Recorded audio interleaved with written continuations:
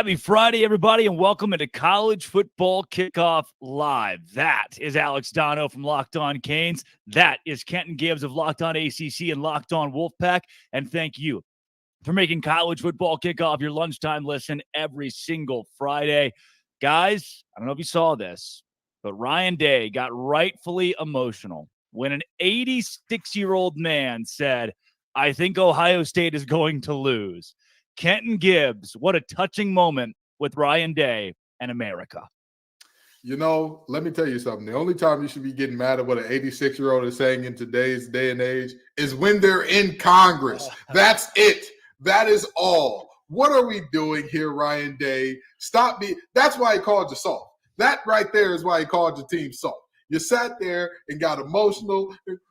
We showed you, didn't we? Lou Holtz, we beat you. We did it. Ryan, stop it. Knock it off. Great win. Great win. Great. Put your program squarely in playoff contention. But stop being a whiny little baby about the thing, brother. Yeah, Dono, I couldn't believe the first thing he said post game was, I want to know where Lou Holtz is. By the way, it's like 10:30 p.m. Lou Holtz has been asleep for hours. What are we doing here, Dono? I didn't think it was possible to take something Lou Holtz says this seriously in 2023, especially knowing Holtz's ties to Notre Dame. So the biases are clear. So I guess for Ryan Day, you've got to dig pretty deep to find motivational material. And, you know, with Day going on and on about how physical his team was, well, you know what also helped you win that game? Notre Dame having 10 men on the field for the most important downs at the end of that game defensively. That might have also had something to do with it. Now, kudos to Ohio State for getting the win, because I know I'm on both sides of the fence here, guys, because I did pick Notre Dame to win last week, but you will recall I mentioned I'm a little bit concerned about Notre Dame's loser DNA because they tend to not show up in the biggest games when the lights are brightest. And in this case, they didn't even have the minimum number of players on the field to really complete these plays. And so, okay, I guess for Mr. Day, whatever you have to use for motivation, I guess it worked. Your team's unbeaten. You be you. Speaking of motivation, Dan Lanning, pre-game. Look, this is not Hollywood. This is the football field.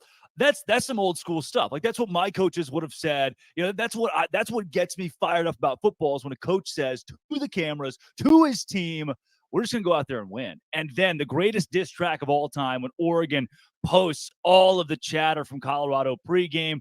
Kenton, you were on the gridiron in college football. You saw some of the best jawing that our country has to offer. What do you make of Dan Lanning and the Oregon Ducks, especially in this beatdown? They officially announced it. They officially told us. It wasn't said before. It was informal before this, but they've officially told us Deion Sanders is the Baba Yaga of college football. He is the big bad boogeyman. They are terrified. They are shaking in their boots. I don't think y'all understand how Oregon, of all teams, of all universities, Oregon, 50 combination, Oregon, more expensive facilities than anybody could imagine, Oregon, Phil Knight testing out everything that he can to give them the advantage. Oregon, that team is talking about, we're here for substance, not flash. Brother, that's what everybody's been saying about y'all for the last 20 years. That is literally the exact talking point that people have used when recruiting against Oregon, and now you're trying to flip it on his head to use it against somebody else. I'm telling you right now, these teams are shaking in their boots, and it's going to be okay. It's going to be all right. Y'all not even going to be in the conference with them no more. You don't got to worry about it. Colorado just became the Big 12's heavy hitter. You're good, Dan Lanning. So, good for you. I know you're going to lose a lot of recruiting battles coming up here, but more power to you. You won this game, and you won it going away. Great job. I was wrong. You were right, Dan. You did it for substance, not for the clicks, even though you invited the cameras into the pregame locker room for the first time in quite some time. But I digress. Look, see, Dono, I am a whatever-it-takes guy. If this is what it takes to beat the brakes off Colorado, then you go out, you say whatever you want to the 18 to 22-year-old kids. Obviously, it worked. Are you pro Dan Lanning here? No, I'm pro. I thought that speech was one of the coolest things ever. And I get what Kenton is saying about the facilities and the million jersey combinations, but I disagree with part of that about Oregon being Hollywood, because that football team is built to play physical smash mouth football. And that was the big difference in that football game, because Colorado is built more like a Hollywood attraction. So that speech, listen, it's not surprising that people took it the wrong way and some feathers were ruffled, because it's just society. Like if you sound like you're throwing shade at anybody, people are going to take it the wrong way. But I love that speech. It's listen, Coach Prime is obviously making Colorado better despite what we saw on the field last week. He's making that program better. He's revolutionizing college football. But that team is more of a reality show than a football team. Like Coach Prime, I see this guy more in commercials than I see him actually on the sidelines coaching. Not to take anything away from his work ethic. I'm just showing you how many commercials this guy's in. So I think that's a powerful motivational tool to say, hey, we're going up against a program that's doing all this for clicks. And, we're going up against Hollywood, but this game is played on the grass, not in Hollywood. I think that's just a really good motivational speech. Now, the other thing about our society now, Drake, is not only do people take things the wrong way, but everything a coach says these days is on camera and it's going to get out in some form, right? So, people have been making speeches like that for 20, 30, 40, 50, 100 years. Now it gets out and people are going to take it the wrong way. But that was an awesome speech, and Oregon backed it up on the field. Had they lost the game, that would have been pretty darn embarrassing for Mr. Lanning, but they went out there and they smashed. So I love the way that went down. They smashed, man. They smashed. That word means exactly what you think it means. It means exactly what you think. Oh, dude, talk about guys who aren't smashing, especially before marriage. Dabo Swinney had another rough week this week. I mean, at this point, you can't be fire Dabo, right? We aren't threat level midnight yet, but we continue to have this conversation grows and grows. Kenton, you're locked on ACC. This thing doesn't look good. Mr. Garrett Riley, come on in the room. Brother, you're on fraud watch. You're on fraud watch. You're a few seconds away from being called one of the biggest and worst Nepo babies in all of college football, to the level of Ferentz son. I'm telling you that right now. You have that giant behemoth of a back listed at 235, looks like a healthy 245 to 250 in Phil Maffa. You have a human pinball, a guy that you can use in multiple ways, and Will Shipley back there. He just finds he's the new version of CMC, basically. He can do it on the air, he can do it in the ground, however you want it done, he can give it to you.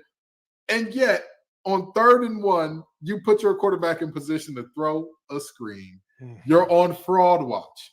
Fake watch Buster is about to pull out the diamond tester, brother, because you're looking bad. You're looking real funny in the light. But not only that, Clemson's defensive front is a very interesting group. They're not looking like the Clemson front of old. You're used to, I've always said this about Clemson. They always have at least 2 guys that are dominant, they have their way up front. And this year, it just hasn't happened. Xavier Thomas has come on and been a revelation. He's looked amazing so far this year. And then you're thinking, well, if he looks amazing, Tyler Davis is going to look great. Tyler Davis, we about to put out an APB. We about to put out a bolo. Be on the lookout because we need to go see you, Tyler. Come on. We need you, brother. If Clemson is to dig themselves out of this hole, because fun fact about Clemson right now, although they are 2-2, their 2 losses are both conference losses. They're at the bottom of the conference with Boston College. Yeah. If they're to pull themselves out of this hole, Tyler has to show up at a high level, because when he shows up, it takes the pressure off of Jeremiah Trotter Jr., off of Barrett Carter, off of that secondary that we just saw one of their top corners go down and all that. And the defensive coordinator over there has to answer some questions as well, because they stopped the run effectively all game. And you don't want to go too high in one of the biggest situations in the game after your starting corner goes down, when you've got 2 receivers that are averaging 6'5" and a half. Yeah. And when your corner gets dunked on, what do y'all say? Well, he just made a great play. No, you idiot. You left a corner that was a backup on an island with Keon Coleman, and you get what you get. Sorry to go on that monologue, but it just had to be said. Oh, yeah. There are multiple coaches for Clemson that y'all are on fraudulent. Right. We're hearing and you gave the examples of the athletes. Dono, when you sit here, do you put it on the coordinators, on Dabo Swinney, on the NIL, on the portal? I mean, where do we go? Where's the root of this issue? Because something obviously is not going right at Clemson. Well, all of the above, and also pretty dreadful in-game coaching decisions, because like Kenton was talking about, the play calling and the clock management down the stretch of that game was awful. I mean, I have to give a certain amount of credit to Florida State because good teams find ways to win. And I'm a firm believer of you make your own luck. And part of winning a football game is your coaches making less mistakes than the others. So I have to give credit to Florida State. But at the same time, Clemson, they snatched defeat from the jaws of victory in that game. That should not have been an L. They were just purely physically, for most of that game, the better team out there on that day at home, and they couldn't get it done.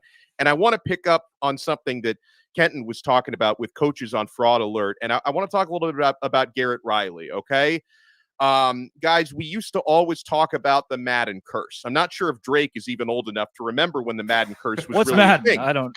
But we all know Madden, after? but the Madden curse hasn't been a thing for a while. The new curse, I think, is the Broyles curse. So this Broyles award, it's given out, this award, annually to the top assistant in college football. And as you can imagine, a lot of Broyles Award winners, they get jobs elsewhere, whether it's a move to be a coordinator somewhere else or a head coach. So these last couple of years, I'm tracking this Broyles Award, and I know this all well and good because, a couple of years ago, the team I cover, Miami, went and hired the Broyles Award-winning at the time offensive coordinator in Josh Gaddis from Michigan. It was an unmitigating disaster. I don't know how this guy. I guess Jim Harbaugh was the one calling the shots up there when he was at Michigan, and that didn't work out. Garrett Riley last year wins the Broyles Award, and it's certainly not paying dividends at Clemson. So I'm going to start even tracking deeper years on this Broyles because that might be the new curse. It's not about Madden anymore. It's the Broyles curse. Frank Broyles, 1964 national championship head coach at the University of Arkansas, who played on that team, who was the starting center on that team. Jerry Jones. Yeah. Unbelievable college. But look, this is proof that guys can just sit around and say names for hours on end, and it's the most fun game. Speaking of fun games, the biggest game of the week, the funnest game of the week, Ole Miss, LSU this week on the gridiron in our biggest game of the week. Let's bring in Stephen Willis with Locked On Ole Miss.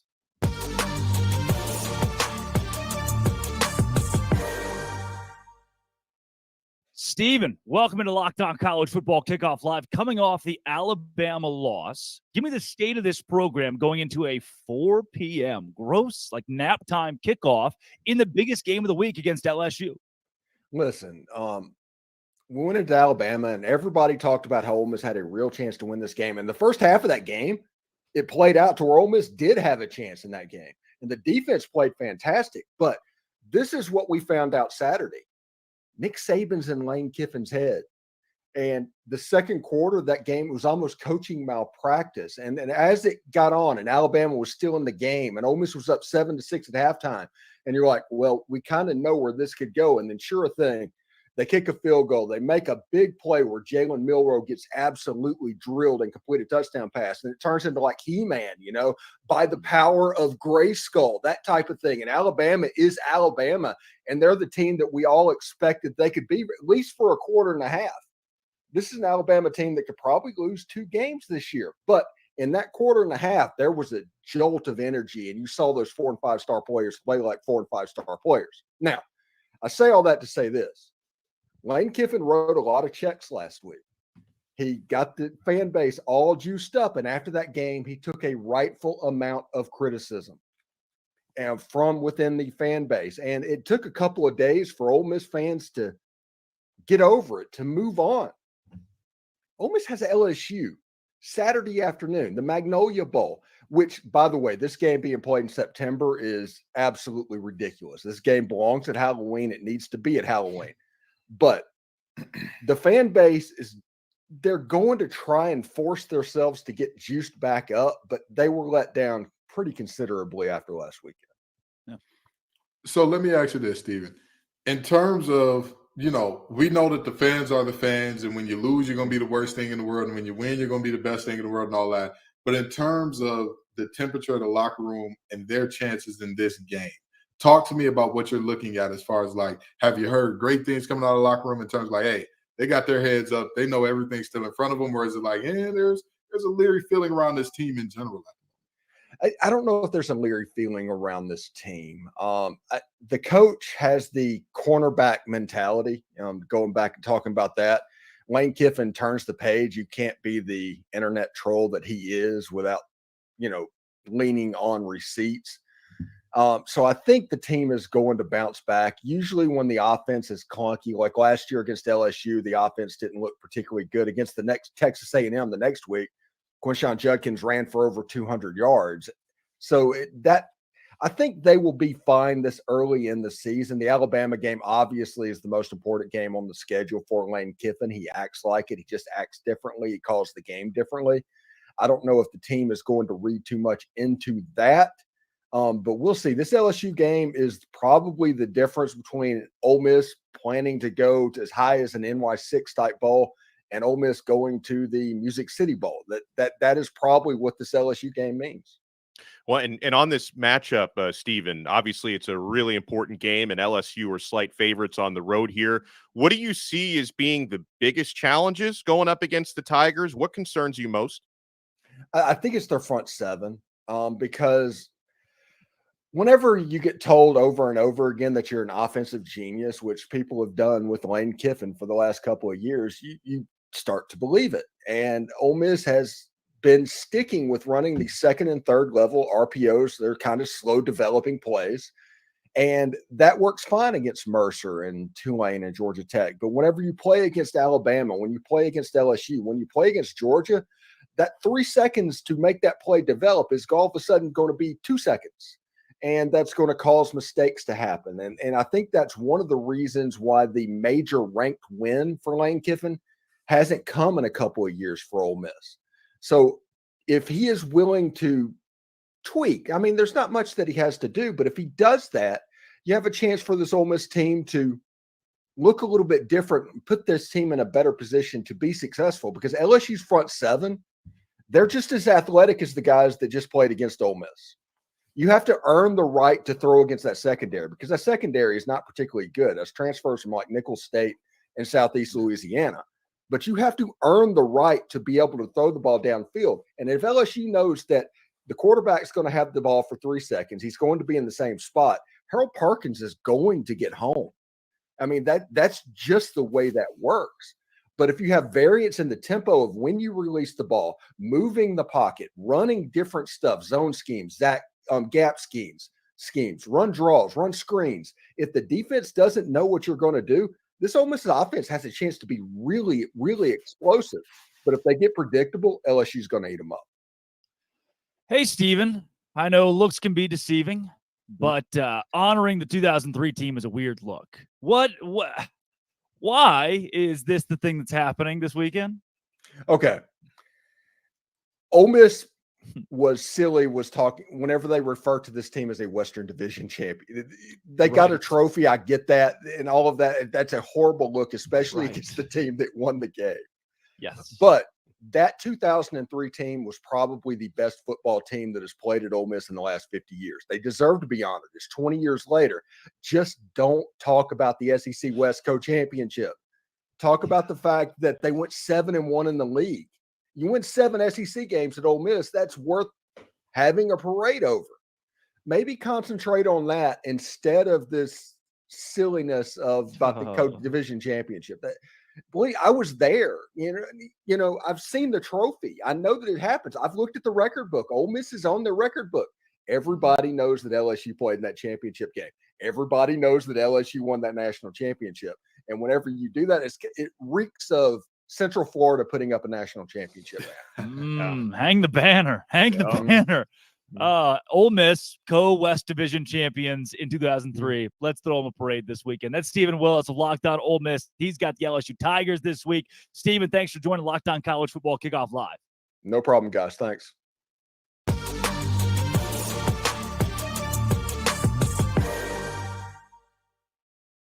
We got plenty coming up here on Locked On College Football Kickoff Live, from interviews to Conference Confidential, the best bets in college football this week.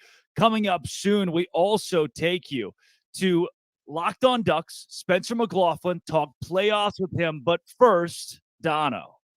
You don't have to choose between better hair growth and your health.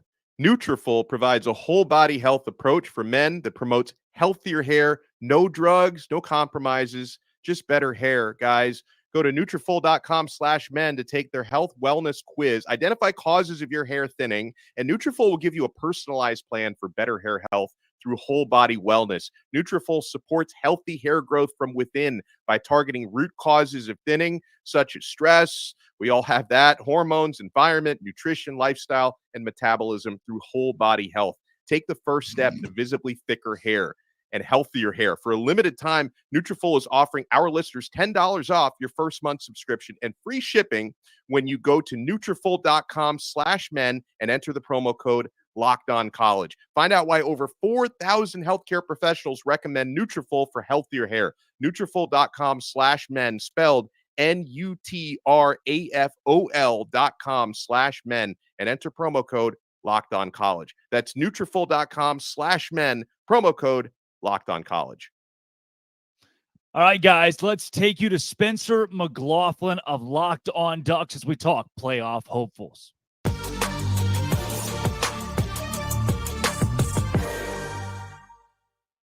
Spencer McLaughlin joins Locked On College Football Kickoff Live, affectionately known as Smiley around the office. Spencer, look, this Oregon Ducks team, some people will say they proved it against Colorado and Deion Sanders. Other people will say, hey, Colorado is still fraudulent. I first want to start, less so than the playoff hopes and more so this week's game. How do you wrap up everything that happened?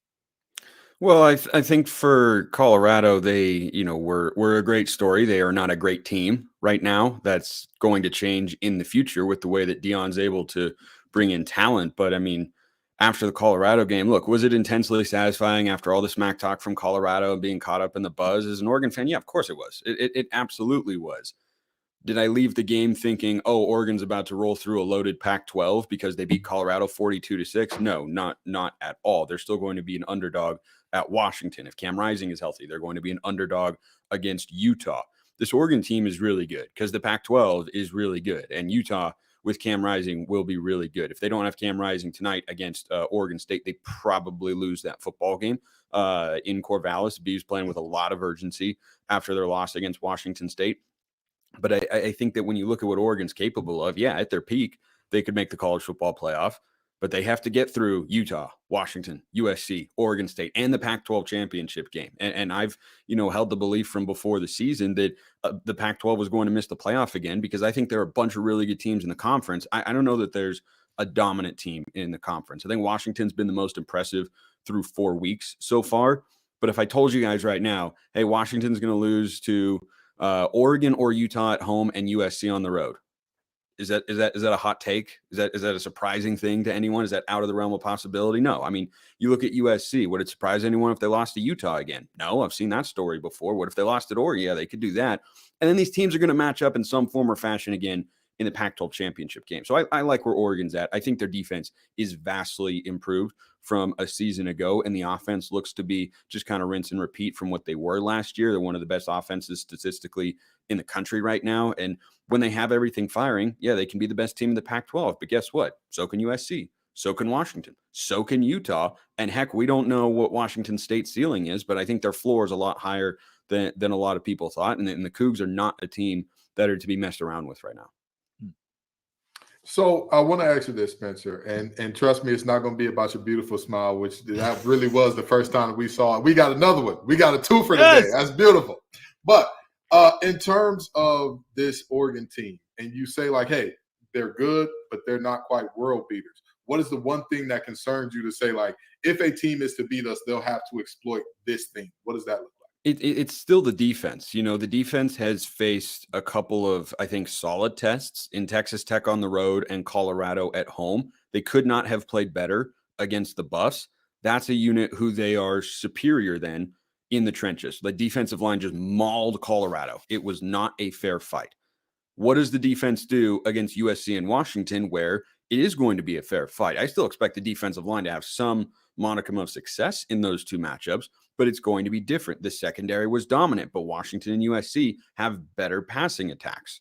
And I think that with Washington State as well, it's kind of comparable to the Colorado offense from a quarterback and receiver caliber standpoint that they went up against without Travis Hunter on the other side of things. And I think there's just an element of unknown in that sense. Now, if Oregon is a good enough defense to, let's say go 12-1 and win the Pac-12, this is what the defense for the most part would have looked like so far. But they're still trying to clean up the penalty problem. They're averaging 75 penalty yards a game right now. And if you do that at Washington, if you do that at Utah, if you do that against USC, or heck, against Washington State or Oregon State, that might be one too many extra opportunities and could cost you a football game. Like if Oregon has 70 more penalty yards at Washington, I don't know how they win the football game. That'd be pretty darn tough. They escaped against Texas Tech. They had 124 penalty yards in that game. They had more penalty yards than rushing yards. And that has improved over the last couple of weeks. The penalties have continued to come down, but they are not where they need to be. So I think that element of it still is kind of in the back of my mind, making me wonder, is this team at that level? They have looked that way against their opponents so far, but bigger tests still lie ahead for them. Well, and you've done a great job of very humbly breaking down the reasons why Oregon may not end up winning the Pac-12 and may not get into the playoffs. But if they are able to do that, Spencer, if they're able to, let's say, run the table, what would be the primary drivers behind that? How would that happen for Oregon? Well, it starts with 18th year quarterback Bo Nix, of course. And he is the most experienced starter in all of college football. Up watching Bo Nix.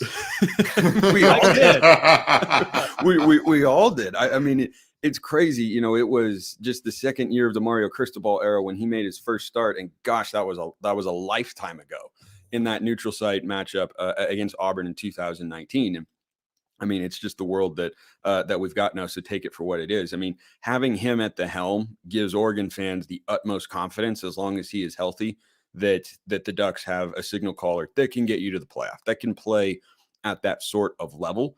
The end of the season got derailed a bit when Bo Nix got hurt. They were still a good team with him back there because he's a capable pocket passer. He has to have his legs to be at his best. He has to have that full mobility component to be, a Heisman capable quarterback. But I mean, it starts with him. The offensive line's replacing a lot of pieces. So far, I think they've mostly passed the test. I want to see how they're able to run the football against a good front four in Washington, up in Seattle. But, after not running the ball well against Texas Tech on the road, they've run it exceptionally well each of the last couple of weeks, albeit against some weaker opponents there. But the offensive line's holding up in pass protection. Bo Nix looks really good. His weapons are deep. I mean, every position, I think you've got at least one NFL player. I think Terrence Ferguson, the tight end, is an NFL guy. Troy Franklin, of course, probably one of the top 5 receivers taken in the 2024 class.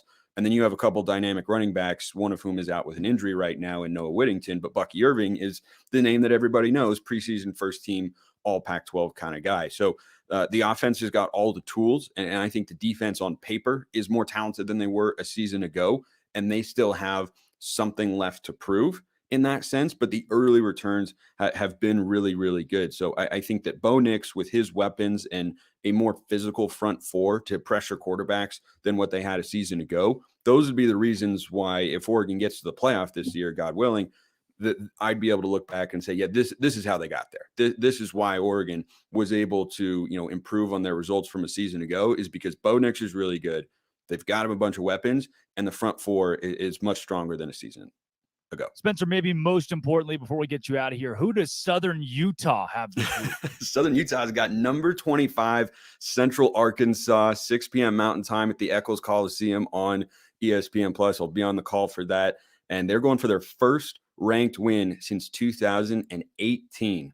So the Bears are coming to town to take on the Thunderbirds. This should be an electric one Saturday night at Eccles. My mom and dad's alma mater, the University of Central Arkansas, might I add.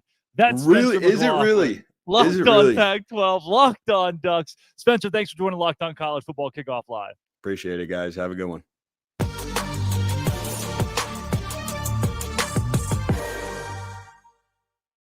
So the whole buy or sell thing on Oregon, what I struggle with here is you've got a Utah team that got to face here in a couple of weeks who just held UCLA and Chip Kelly to 7 points, and they were late fourth quarter 7 points. This is a defense in Utah that will dominate the Pac-12. They won the league 2 years in a row. They get Oregon at home.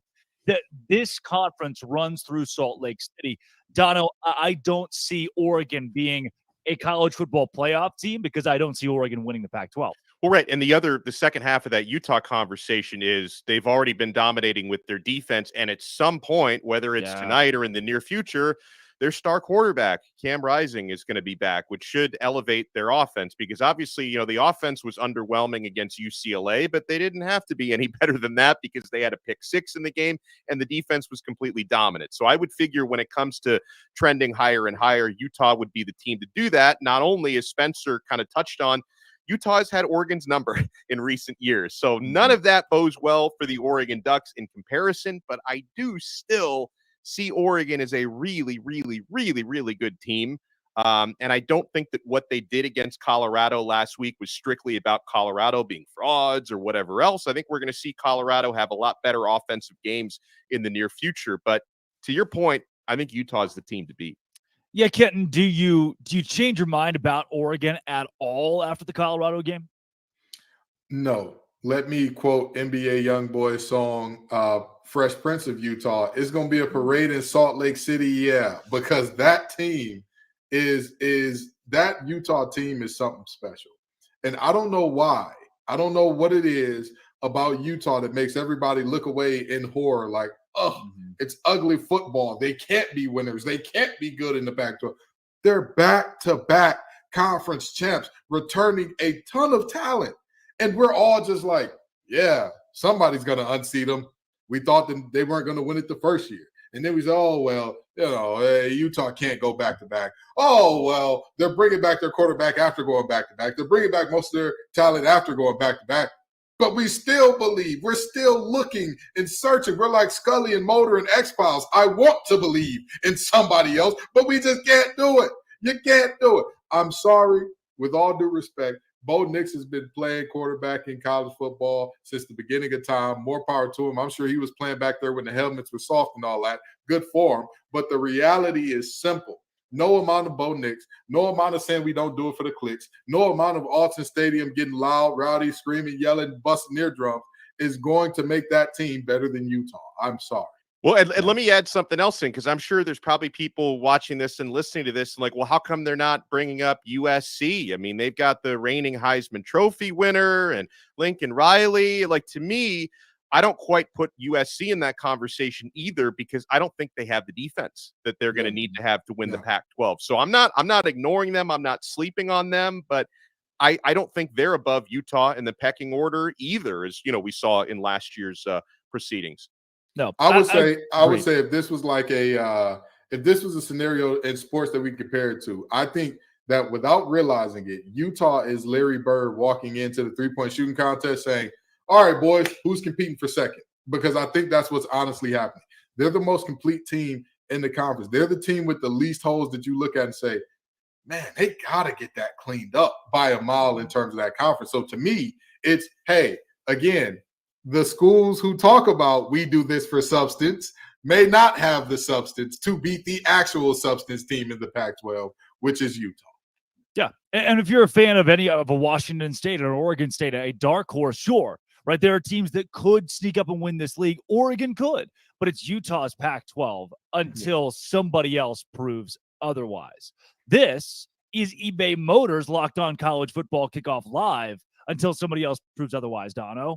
And I don't think anyone will, because, folks, passion, drive, and patience, what brings home the winning trophy is also what keeps your ride or die alive. eBay Motors has everything you need to maintain your vehicle and level it up to peak performance. From superchargers, roof racks, exhaust kits, LED headlights, and so much more. Whether you're into speed, power, or style, eBay Motors has got you covered. With over 122 million parts for your number one ride or die, you will always find exactly what you're looking for. And with eBay Guaranteed Fit, your part is guaranteed to fit your ride every time or your money back. Because with eBay Motors, you're burning rubber, not cash. With all the parts you need at the prices you want, it's easy to turn your car into the MVP and bring home that win. Keep your ride or die alive at ebay.com/motors. eBay Guaranteed Fit, only available to U.S. customers, eligible items only, and exclusions apply. 1 second, guys. I'm getting a hotel phone call. Sounds like it's time to go around the country. As we do our first Conference Confidential, we start with the Big Ten. Take it away, Craig Sheeman.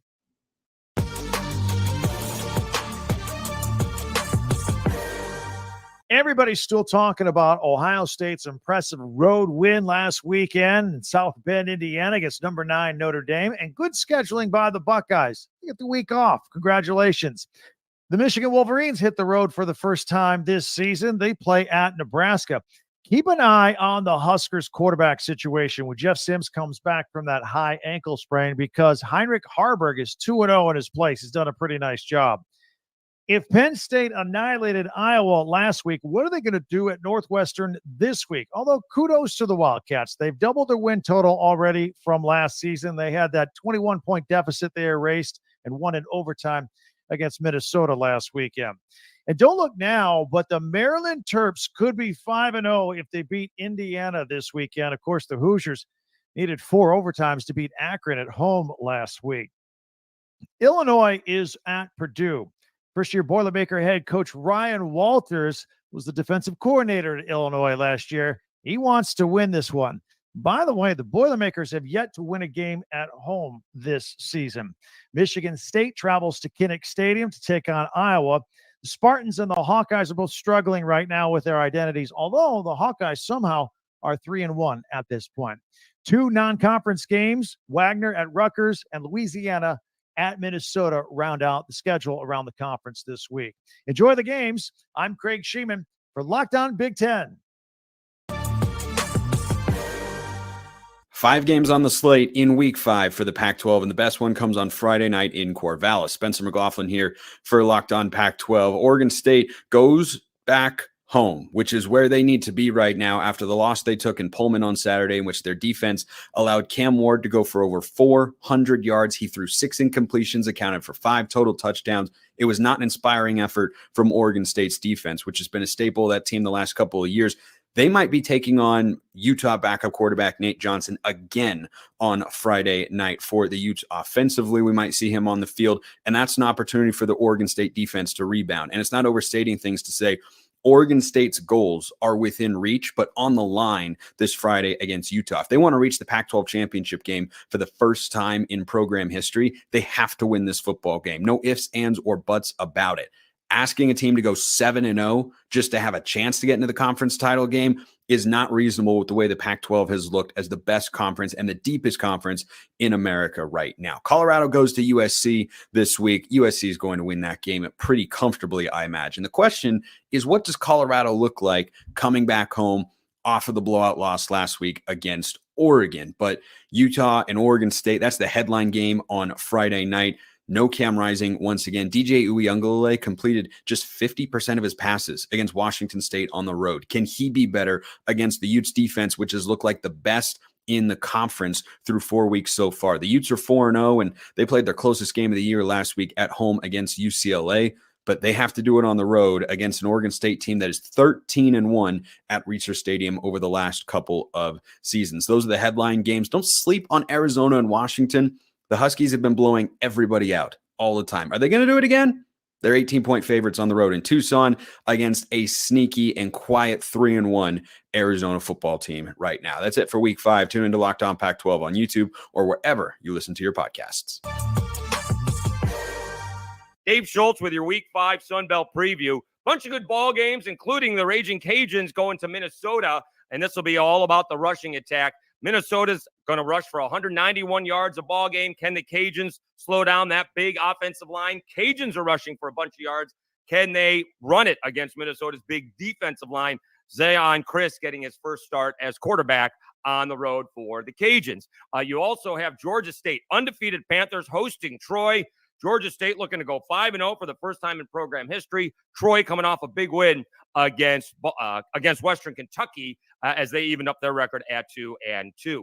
Georgia Southern hosting Coastal Carolina. Is this the last stand for the Chanticleers as they would fall to 2-3 with a loss to Georgia Southern, who's also coming off a nice bounce back win. Davis Brin, 4 touchdown passes at Ball State. But the big ball game in the conference is South Alabama off to JMU. South Alabama predicted to finish second in the West. JMU first in the East. And JMU with 3 very close victories. They're 4-0. They've kind of looked the part where South Alabama just hasn't. Outside of their victory against Oklahoma State, they have just not played very well. And it's going to be South Alabama's running game, 180 yards per ball game against JMU's rush defense, giving up 42 yards per ball game. They are susceptible to the pass, but that's only because nobody's been able to run against them.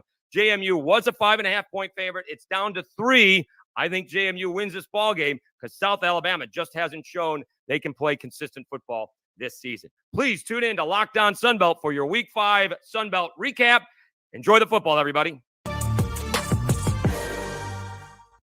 That was Conference Confidential back here on College Football Kickoff Live.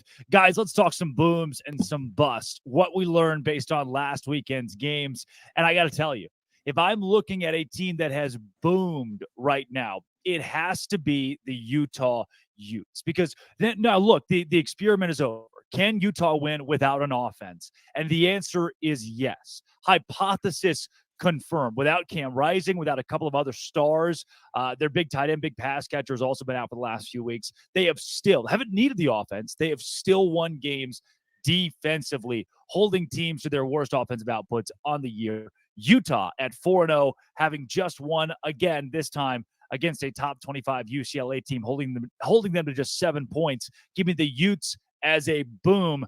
Kenton, let's go to you next.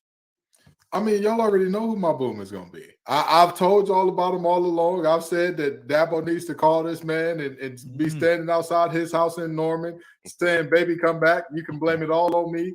Very simply, the Oklahoma Sooners. Dude, how, Ken? They won by 14 against Cincinnati. They only scored 20 points. How is this? I hear you. I hear all those things. But also, that Cincinnati team is better than we're giving them credit for. Number one. I agree with that. But why? What do you mean, but why? Why is they beat a bad Pitt team? They lost to Miami of Ohio. So here's why I say that Cincinnati team is better than they're getting their credit for. Number one, we're looking at year one under Satterfield. Number two, we all know if there's anything to know about Satterfield's teams, there will be inconsistency. They will not play at their highest level every week. That is a guarantee if Scott Satterfield is your head coach. They will reach the highest of highs, and then next week have you out there like, is this a JV team? Yeah. Did we not? Are these guys not on scholarship? What happened? That's something that we know about that team. But the fact of the matter is, handling business in games where you should handle business is something that I value a lot. I don't care what anybody says. I don't care how anybody cuts it and slices it. That is why I don't do rankings up until week 4, because for me personally, it's meaningful to me if a team is handling business and not playing around with their food because somebody else is going to eat it in these early weeks. And to me, Oklahoma has done that again and again and again, including a game where many people, not going to say any names or point to any beautiful heads of hair on this show. Me and Dono are bald, so I don't know whose head of hair we're talking about. Narrows it down there. Predicted them to be upset. Oklahoma, Boomer Sooner. That's my boom, baby. Kenton, booming with OU and Brent Venables, the skeleton man. Alex Dono, who's your boom this week?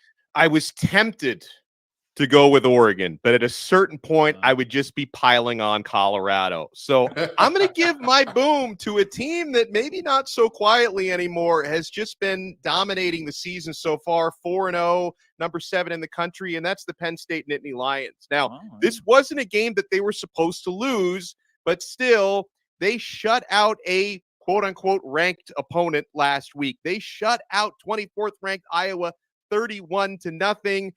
You start to hear now talks about their defensive coordinator, Manny Diaz. Is he becoming, a head coach candidate in the upcoming cycle?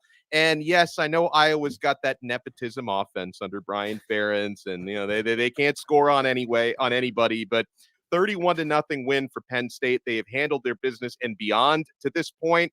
That team is absolutely booming, and I'm curious to see if they can, keep themselves in that conversation come college football playoff time, because obviously they've got tough opponents in a tough conference they need to win first. We've talked about how Oregon, that was a smash. Colorado, bust. Let's go to the bust conversation. Kenton Gibbs. First of all, let's start here. Drake Toll's wordplay, right? The Drake Toll's innuendos, always a boom, always a boom. I don't care what anybody says; they are a boom from now until the end of time. But in terms of teams that I'm looking at, and I'm saying, hey, this is bad. This is really, really bad. I hate to have to say this, and I really don't want to do this because you know what? Let me stop lying to myself. Let me stop lying. I'm enjoying this a lot. The downfall of Clemson got me wearing suits. It got me wearing. Listen, I'm not gonna wear a suit to my wedding. You understand? I'm gonna go Bill Belichick at my wedding. But for Dabo Swinney's downfall, I can't even hold in the glee no more. I can't do it. I can't. Watching this team piss down their leg, do the coaching decisions, the clock management. What was that drive at the end of regulation? You have a big run by one of the best backs in the nation to put you in plus territory. And what do? Do they take a timeout, Dono? Drake, do they clock the ball? Why would you? You let the clock run out Yeah. when you got the plus territory. What a unserious group. Oh, my God. Clemson, I'm just going to say this, okay? And I'm going to leave it here. Dabo, I really and truly hope that you embrace the portal and you embrace all the new things and all that. But I'm telling you, it's going to be an enjoyable ride watching y'all be this bad this year. Oh, it makes my heart smile. It makes me smile with my heart. Makes me drop the Spencer McLaughlin smile on them because I got to get one out today. Oh, Dono, who's a bust? I'm going co-bus. Clemson is one of mine. There's nothing I could possibly add to what Kenton just said, but I got to go with Notre Dame at the other. I mean, you talk about snatching defeat from the jaws of victory. You're at home against a good Ohio State team, but finally an Ohio State team that looks by their own standards kind of average. And for the first time in a long time, they don't have some version of Superman playing quarterback for them. So you're at home in South Bend and you hold Ohio State to just 2 touchdowns in the game. McCord doesn't even throw a touchdown pass in that one. They're like 8-9 deep and former 5-star recruits at wide receiver. They can barely get these guys the football. They've got the top receiver in last year's class. Brandon Inniss can't even get on the field these days is what's going on there at Ohio State. And then you've got 10 men on the field on defense for the most important final 2 plays in the game. So listen, again, I said this about Florida State earlier. You got to give credit where credit is due. You make your own luck. Good teams find ways to win. But at the same time, how do you give that game away? I've got to go with Notre Dame as a bust. Wow. Mine comes out of the Big 12 this week because this team, they were not supposed to be great this year, but they have I'll say legendary head coach because you're going to look back and say, oh yeah, he was at the same place for a million years. That's Mike Gundy at Oklahoma State. Every 3 or 4 years, you have the same conversation of, is it time to fire Mike Gundy?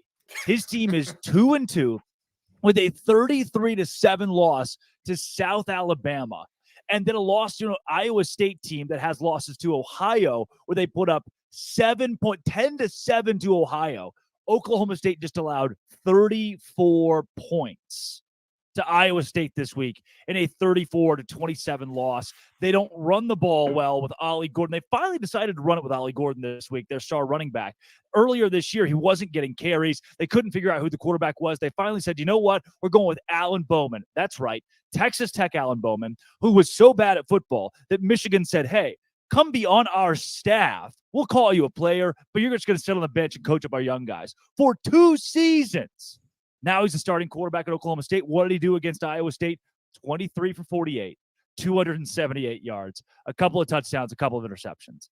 Bad is what he did. He was outshone by a kid named Rocco Becht, the Iowa State quarterback who had 350 yards and 3 touchdowns. Mike Gundy, the seat is hot. Oklahoma State is a bust. They should have been a 9-win team this season with the easiest schedule in the Big 12. Guys, we have time for uno mas boom. One more boom. Dono will take it to you. Well, then I've got to go with Oregon. I apologize, Buffs fans, even the ones who have been fans of Colorado for more than 6 months, the 7 or 8 of you out there, I apologize. I apologize for piling on. But listen, man, Oregon goes up against the most hyped team maybe in a generation, right? When it comes to it. I know Coach Prime is he's probably rightfully trying to deflect away from his players and say, make me the target, like try not to make, which is an admirable thing that Coach Prime is doing, but his team is going to be a target all season long. for the remaining, 8-9 teams on his schedule, they're going to treat that game like it's a national championship game. Teams will get up for that. But you know what? Oregon not only got up for it, that Dan Lanning speech before the game, and then they lived up to it with a 42-6 victory. So Oregon comes off looking great because guess what? There were a lot of eyes on that game that maybe aren't regular Pac-12 viewers. Maybe they don't usually stay up until, 1 a.m. to watch the end of an Oregon game, but they were watching that game because of how Hollywood and how hype that was, and Oregon completely dominated. So they're a boom for me. Boom. Kent, one more boom. Well, I know that some Longhorn fans probably got mad at my last boom, and so I'm going to include the entire Red River rivalry in this thing. Let's get the Longhorns as my second boom. The two Big 12 teams headed off to the SEC. Definitely my booms here. Texas has not played a single-digit game all year, and that includes playing Alabama. Yeah. Like that's very, very interesting because when you look at this Texas team, you say they have all the pieces, but are they mature enough to show up every week? That's the big question about this Texas team. Are they mature enough to show up? Are they experienced enough? Are the guys that they have on this roster, can they do it every week? And trusting 18 to 22-year-olds to do that, it's a tall order. That's why I'm not a betting man in general, but even if I was, I wouldn't touch college football with the next man's money. But Texas has consistently shown up and not only done what they're supposed to do, they've dominated every single week. And so, I've got to give Texas their love. They have shown up. They've shown out to be a national contender. And so I'll give them their gots when they got it. And they got a great team this year. We're missing two teams here that have flown under the radar that I'll bring up in a couple of booms. Washington State being one of them. Now with this win against Oregon State, I think it's time to start talking a little bit more about how they could be a dark horse in the Pac-12. And at this point, the dark horse word is used loosely. I mean, they're a top 20 team. Cameron Ward has become one of the best quarterbacks, not just in that conference, but now in the country as America turns its eyes and says, hey, who is this Cam Ward guy?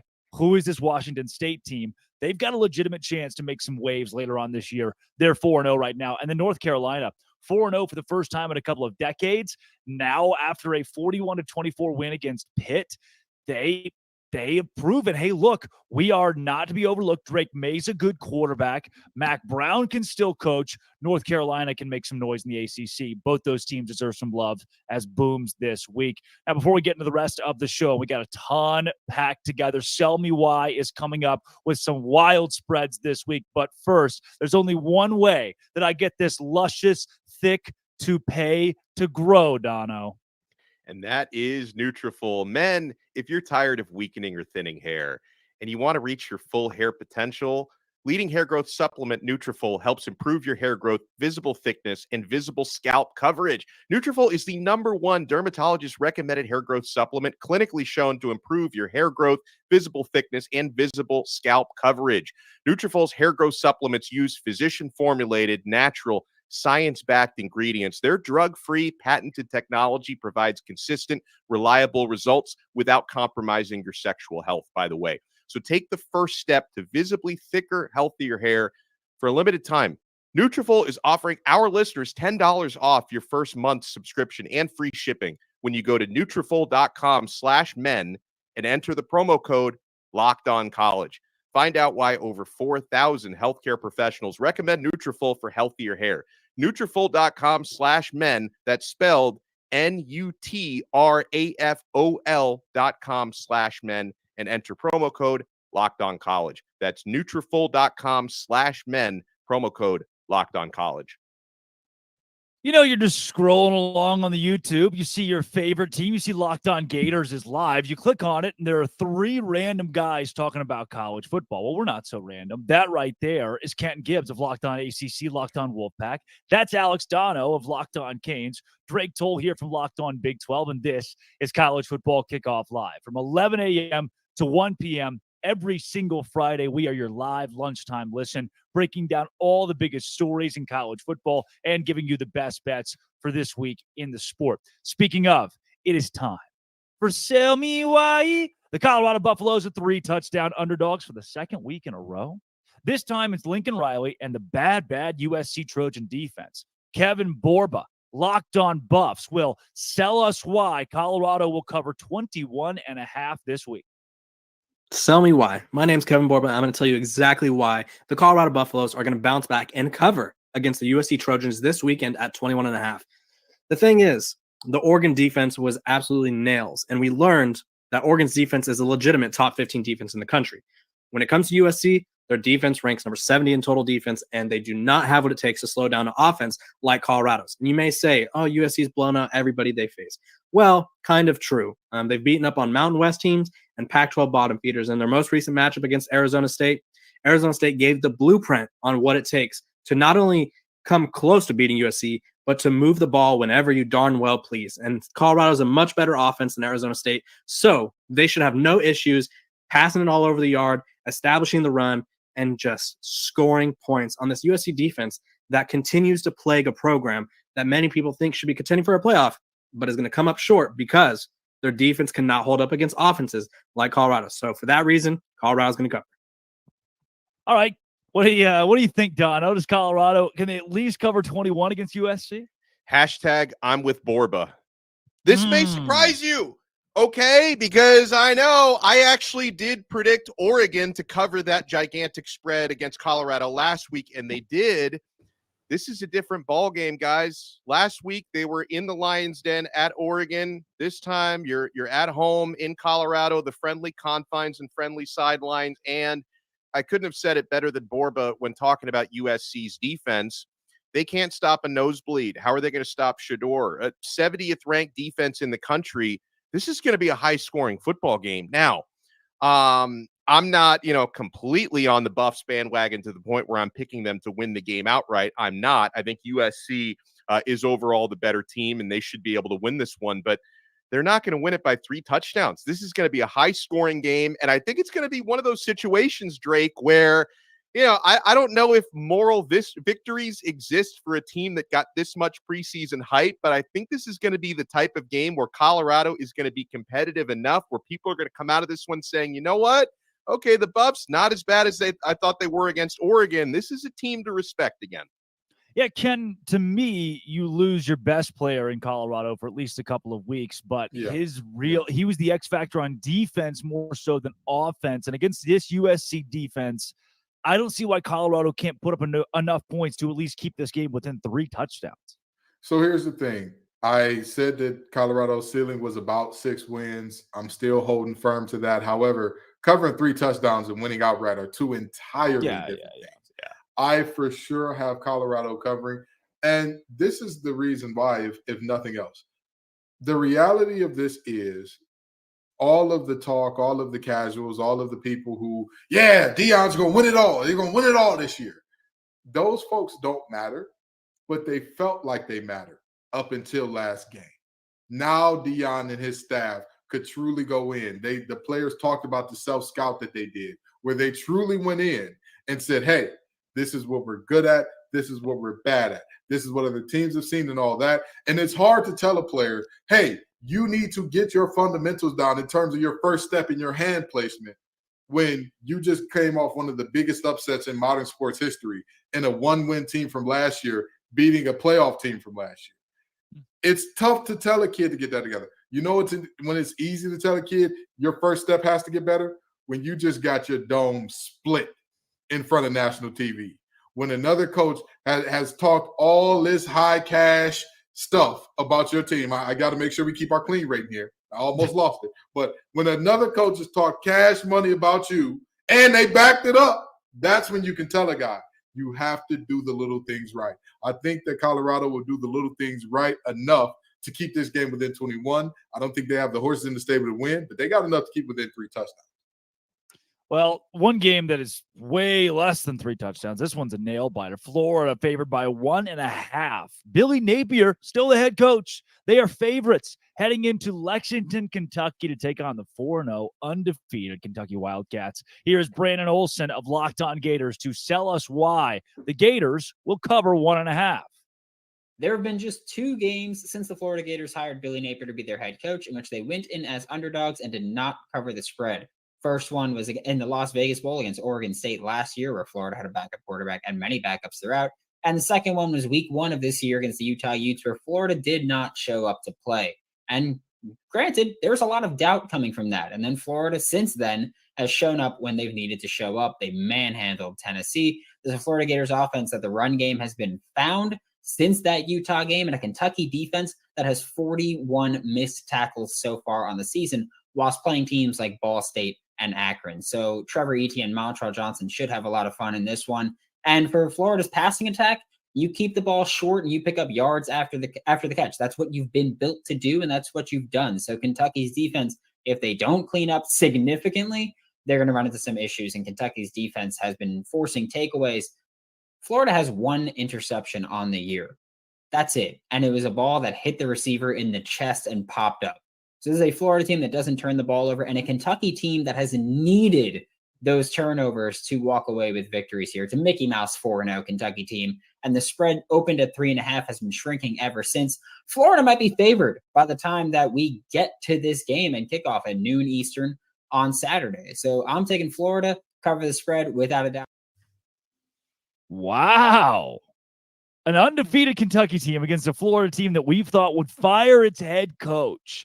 Kentucky just 1.5 point dogs, it seems, here now since that video is even recorded. So what do we do with this, Dono? I think I like Kentucky here, but maybe Brandon sold me.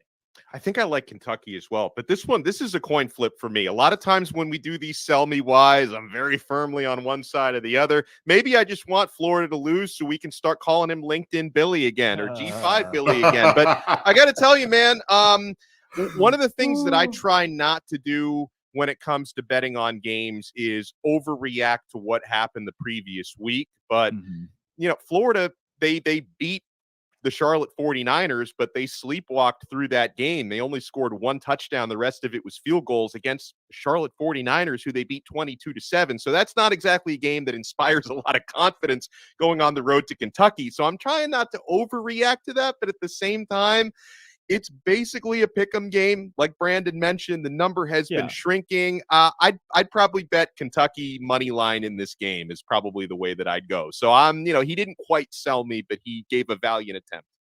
Brandon, who is also the producer of Locked On College Football Kickoff Live and can mute any of our mics at any second. Kenton Gibbs, be careful. Kentucky or Florida?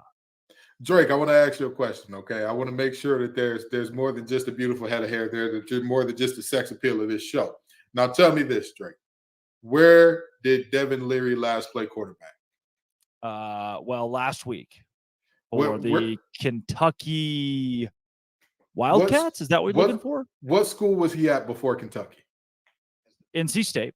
He was at NC State. I watched the young man up close. I watched him, interviewed him, did all the good stuff, and I told myself I'm going to remove my feelings from watching him play and from any picks that I make involving him this year, even though he's gone. And we love him. We care about him dearly. We wish him the best. And I said I was going to get my feelings out of it. However, just like his Heisman campaign started off at NC State, I'm going to start it off this segment the exact same way. Devin Leary delivers. Folks, I'm sorry to tell you, Linked on Billy is going to be back. LinkedIn Billy is right around the corner. Okay? They say scared money don't make no money. Well, thank God that young man ain't in Atlantic City, because how would he get back to Gainesville with no? There it is. They muted him. Genius. Wow. Listen, I'm always going to tell the truth, even if it gets me muted, okay? The fact of the matter is simple. The Florida Gators have shown us at times they can be really good. At times they can be really mid. At times they can be really bad. For all that we say about this Kentucky team, that it is a Mickey Mouse 4-0. Let's make no bones about that, right? They have played the Island of Misfit Toys University 3 times in a row already. Sure. But with that being said, I at least trust them because they've been consistent in beating those bad teams, as opposed to Florida, who Biff Pogge's a really good coach at Charlotte. They don't have more than 3 players that will be starting on the Power 5 team today. They just don't. Wow. I'm sorry to say that. So the fact that they held you to nothing but field goal, don't worry about it. The big blue wall is coming. Devin Leary delivers. Give me Kentucky clearing the spread here. See, here, my pushback a bit on the Devin Leary thing. You say, where did he play last? And it was last week against Vanderbilt for Kentucky. I mean, I think this is a different Devin Leary. He was 15 for 29 against Vanderbilt, had 205 yards, 2 interceptions to 1 touchdown. He doesn't look like the Devin Leary that we saw at NC State, the Heisman hopeful Devin Leary at times at NC State. He looks like a Kentucky Devin Leary. And so also that being against Vanderbilt, Akron, Eastern Kentucky, and Ball State. And his stats still won't jump off the page. This is where he should already have 1,400 passing yards and 15 touchdowns and be right there in the thick of that conversation. But he's not. So I don't know if I put this game squarely on Devin Leary, but I do think Kentucky gets it done. Their running game, but with Ray Davis where he is, their running game is solid. I think if Kentucky can establish a run against a Florida defense that struggled against Utah in the trenches, that's where Kentucky can win this game. I'm not sold on Florida winning, but can I be sold on Alabama as 14.5-point favorites? That is the line right now between Bama and Mississippi State. Jimmy Stein from Locked On Bama will sell us why the Tide will cover. This is Jimmy Stein from Locked On Bama. This is why I think Alabama's going to cover that 15.5 number in Starkville against Mississippi State on Saturday night. Mississippi State struggled a little bit on offense as they're transitioning from the air raid offense to something a little more pro style against LSU just 2 weeks ago against a team that's similar in talent to Alabama. They reached just, I think, 200 total yards, 14 points. I think State might find the sledding even tougher against an Alabama defense that's looking better and better every week. Maybe a little bit of the Alabama defense of old. If they could only muster about 200 yards and 14 points against LSU, I wouldn't suspect Mississippi State would do much better against Alabama on Saturday. So I expect to see Mississippi State struggle to score and Alabama to score right around its average, right around 30 points. Yeah, Stein's been using some Nutrafol, and that accent is legendary, by the way. Alabama 14.5, Mississippi State. Donna, what do you think? I think Alabama covers. I think they're riding the ship to a point. I don't think this is a national championship Alabama team, but I think they're going to be formidable, probably a 10-11 win team by the time it's all said and done. I think they showed us last week they're starting to get things figured out. And, yeah, I think Alabama's going to win and roll. Kenton Gibbs. Roll Tide, roll. I mean, I agree with Dono. This is a team that has figured out who they are, and they're doing what they want to do now, or not what they want to do, but what they have to do now, right? Yeah. Like, this is a team that realized, hey, we had Bryce Young, we had Tua, we had Jalen Hurts, we had a great run of quarterbacks where we could pitch it all around the yard to all those great receivers and all that. This is going to be a ground and pound, physical, include our quarterback in the running game team, and that's what we're going to have to do. And they've accepted that, I believe. And not only the acceptance of that, and their identity, it's the lack of identity for Mississippi State, because they're at that crossroads. They're at the if they were a person, they'd be in those weird teenage years where it's like you don't know what crowds you're going to run with. You don't really have your niche yet. You don't really, you're not one of those kids that's like, I'm a robot for ROTC, or I love football, or I love band. They're the kid that's like, I really don't know. I'm a BC average kid. I just hang out with everybody sometimes. I'm not sure what my niche is. That's where Mississippi State is. And you can't have that with a deficiency of talent in comparison to your opponent and expect me to not believe that opponent is going to impose their will on you. Well, the head coach of the school died in the offseason. I mean, you talk about, that within itself puts you in the limbo period of, okay, you're already the awkward teenager trying to figure it out. You lose a parent. Now your entire world, where does this program go from here without Mike Leach? I don't know if we've talked about that enough because it happened in December. So it was December, January. So it was here, square start of the offseason, Mississippi State has some time to recover. No, he's the guy that recruited these players here, that coached these kids up. That's a tough thing to come back from. At the same time, I think because what you're saying is that Alabama's figured it out. I don't agree yet. Not yet. I haven't seen it yet, because remember, they didn't figure it out 2 weeks ago against South Florida. We can say they figured it out against Ole Miss, especially defensively. I still need to see more from the offense. You've mentioned the more ground and pound, more run the ball with or without the quarterback. That's why I think this game does stay at least somewhat close. This is a 27-14 final score. Alabama wins. It's on the road at Mississippi State. Give me Mississippi State to cover 14.5. But maybe the biggest sell me why this week, Duke and Notre Dame. We've already seen the Blue Devils beat Clemson. Now this week they're 6-point underdogs against Notre Dame. Let's be joined by JJ Jackson from Locked On Blue Devils to tell us why.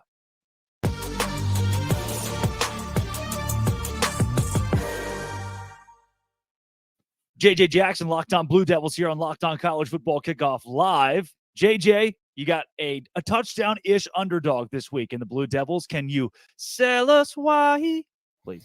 I'd be more than happy to. Really excited for Duke football to finally be on this stage for the first time since 1994. Duke is hosting a ranked opponent as a ranked football team themselves. I mean, this is just unprecedented territory for this Duke program, celebrating that for the first time ever, Duke is hosting College Game Day on Saturday. And yet Mike Elko is not wanting any congratulations over that. He'd much rather get a congratulations over picking up a win against the Fighting Irish. Duke has won all 4 of their football games this season by at least 21 points, including a primetime Labor Day night win over Clemson. They've been on this stage before. The defense has delivered, giving up 7 points in 3 of the 4 games so far this season. And they've got one of the top names at quarterback that the sport has this season in Riley Leonard. A touchdown underdog, I'm all for it. I think Duke absolutely can once again shock the football world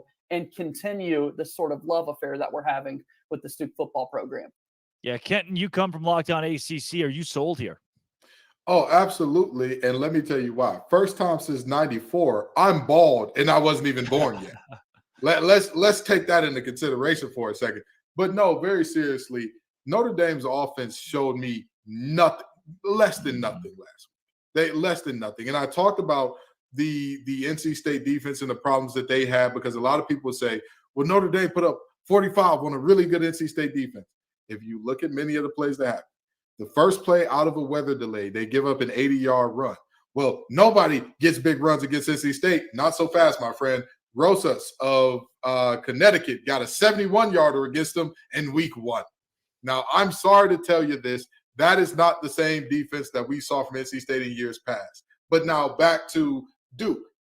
This is a fun fact for you, since he dropped the 94 fun fact on us. Does anybody know how many times a offense has driven the length of the field in terms of from their minus territory or further on Duke this season, their first string defense? Anybody guess how many times they scored a touchdown in that? JJ, do you know? It hasn't been that many. I'm Zero. Yeah. Zero. That's crazy. Nobody's done That's it crazy. yet. Not a single team. The only touchdowns they've given up have either been by their backups or it's been a team that has started in plus territory for some reason, be it off a muff punt or a great return themselves. This defense is so for real.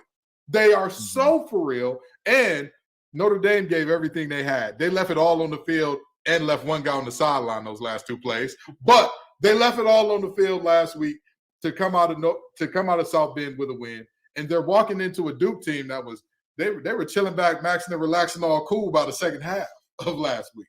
So I think that Duke has a situation where Notre Dame's strength is running the ball. Duke's strength is Dwayne Carter in that front. They get after you. They're physical. They stop the run. They have some fun.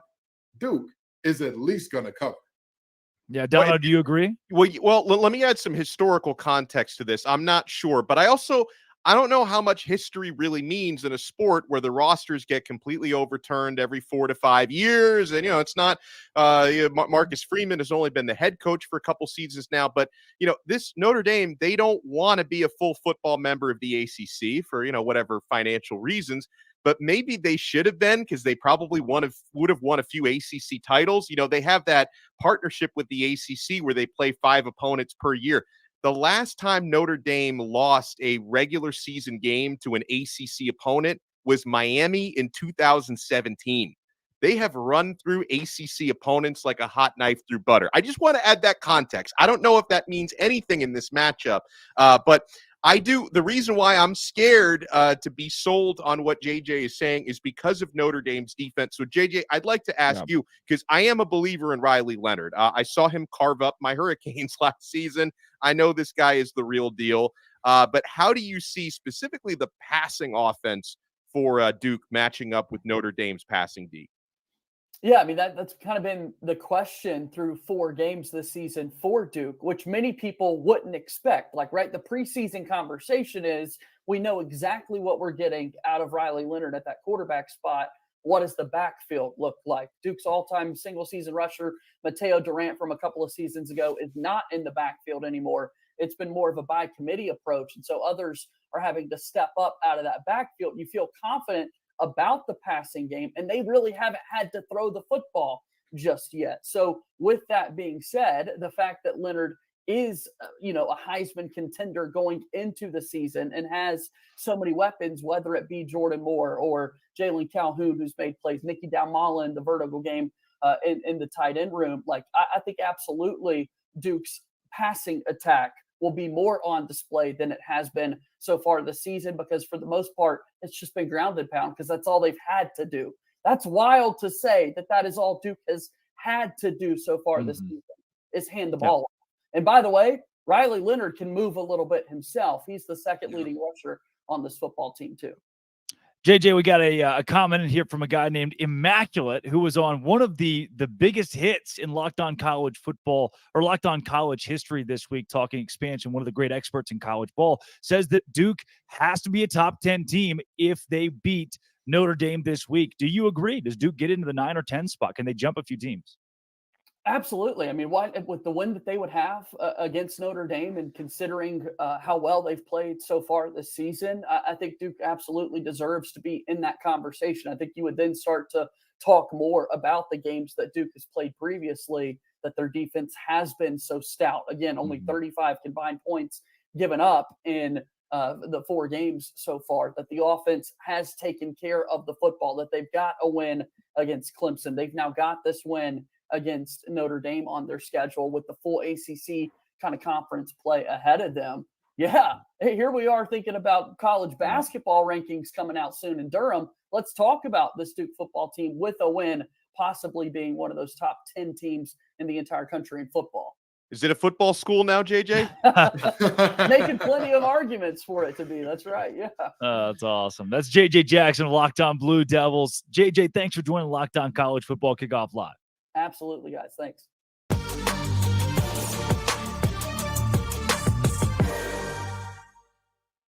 We are rolling along and headed towards our Conference Confidential Part 2. But first, Dono. Guys, eBay Motors, passion, drive, and patience. What brings home the winning trophy is also what keeps your ride or die alive. eBay Motors has everything you need to maintain your vehicle and level it up to peak performance, from superchargers, roof racks, exhaust kits, LED headlights, and more. Whether you're into speed, power, or style, eBay Motors has you covered.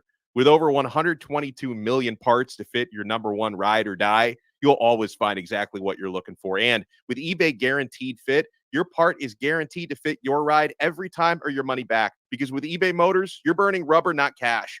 With all the parts you need at the prices you want, it's easy to turn your car into the MVP and bring home that win. Keep your ride or die alive at ebay.com/motors. eBay Guaranteed Fit, available only to U.S. customers, eligible items only, and exclusions apply. All right, guys, Conference Confidential Part 2 this week. Let's see what the rest of the country is up to after we checked in on some of the other big leagues earlier. Here in Part 2, we're going to pitch it to Q Drake. He teleports from the school.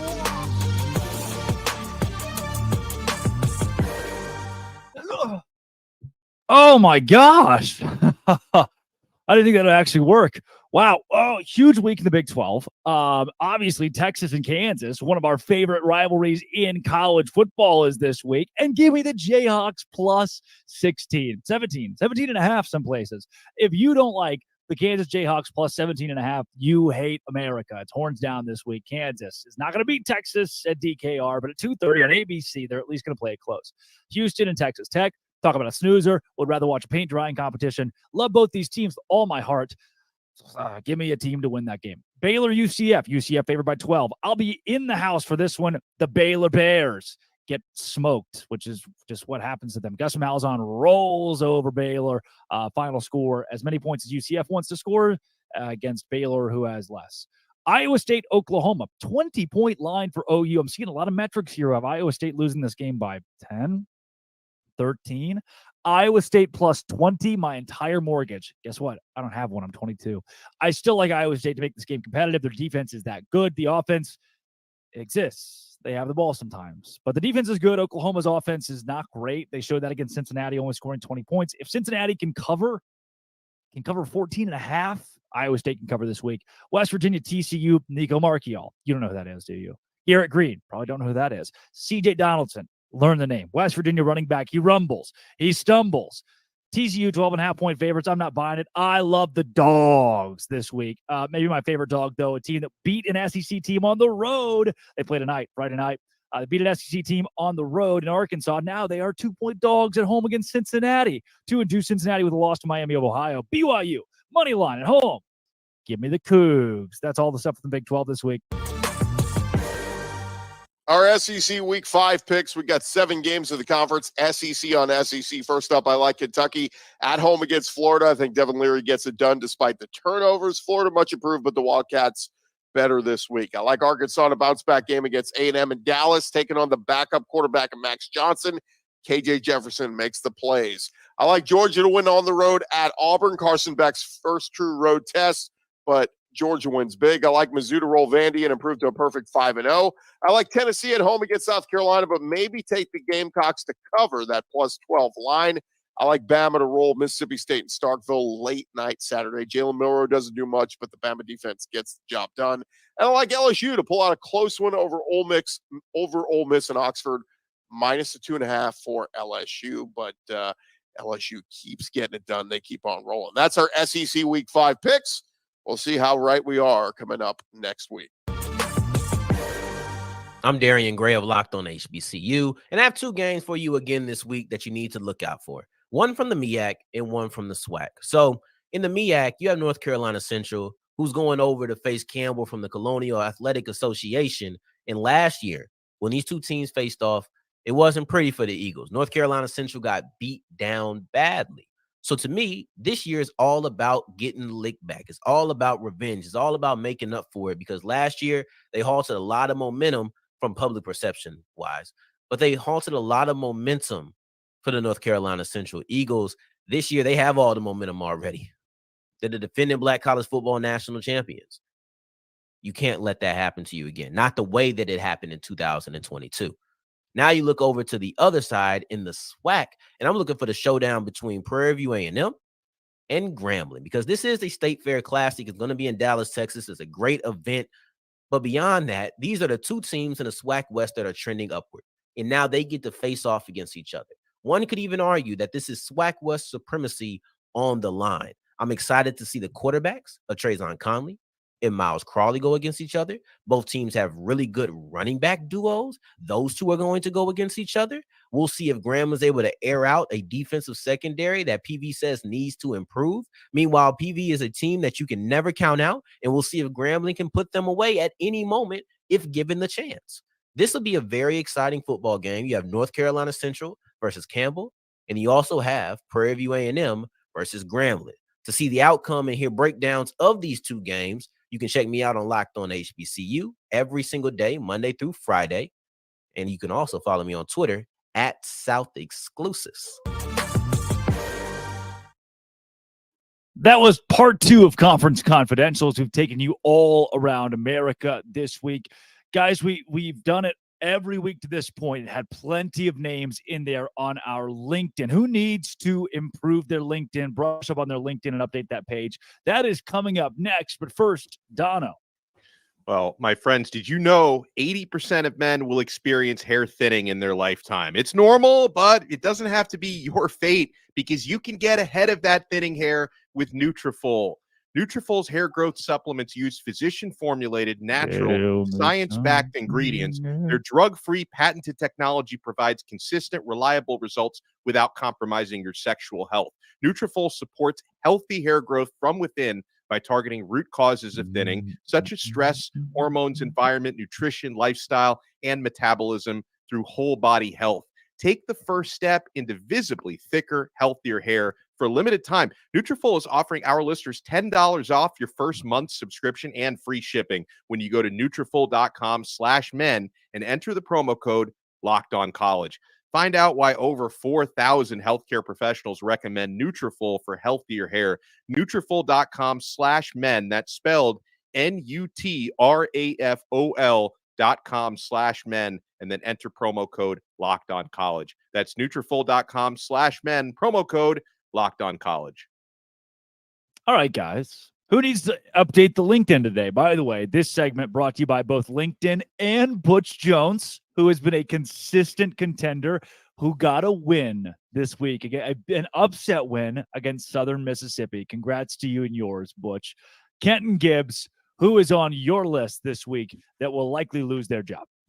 I'm so glad you started with me. I'm so elated that you started with me. You had to know that the ACC has two teams that are coming off of just god-awful losses, that both of these coaches, you know what? I'm going to tell you this. I might head up to Boston. I know I said I was going to be at the Duke and Notre Dame. You really don't like Jeff Hafley. But I might. Oh, no. It's not just about Jeff Hafley. It's not just about Jeff Hafley. Because Jeff Hafley, that team got blown out the water so bad.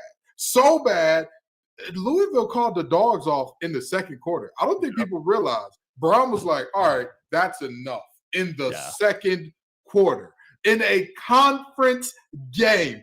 But Tony Bennett, come on to the floor, brother. You know, Tony Bennett had that game won against NC State. You talk about snatching defeat from the jaws of victory, a game in which NC State was mightily favored. And Tony Elliott. Yeah, Tony Elliott. I'm sorry. Yeah. Who did I say? The other Tony is safe for now.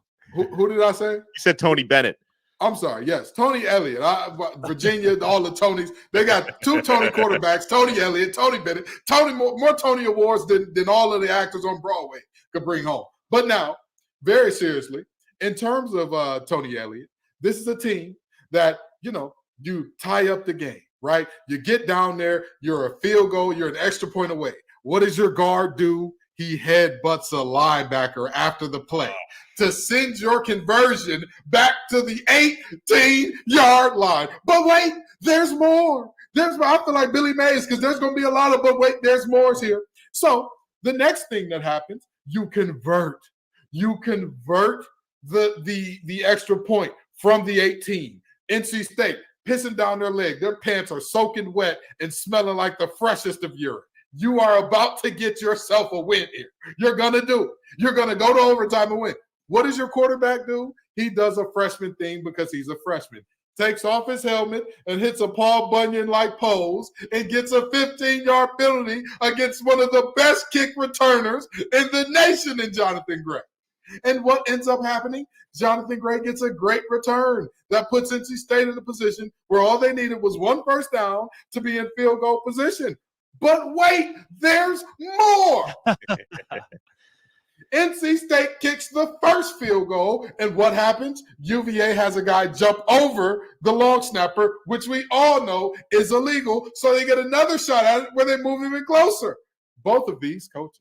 I'm going to go up there to Boston because, like I said, anybody who knows me, I've talked about this before, I'm a recruiter outside of this show. I'm a headhunter. That's what I do. I help companies build out. And I'm going to help these two. I'm going to help both of them. I can knock out two birds with one stone and get my coach's resume gig started because I'm telling you, with all the buyouts that they're going to be getting, I don't need a big percentage of buy. Just give me a small little 5% fee. Give me a little 5% fee, and we'll work that thing out. Because both of these coaches, the block is hot. The block is hot. Kenton Gibbs taking out one of the Tonys. And Jeff Hafley, as usual. That Jeff Hafley guy has become a weekly staple. Alex Dono, who is on the hot seat. I love how Kenton, Tony Bennett is catching strays there. Any Tony in Virginia is in big trouble. But, I'm going to stick with the ACC because someone that Kenton gave kind of a break to was Brent Pry at Virginia Tech. I mean, I hope he's warming up that LinkedIn profile.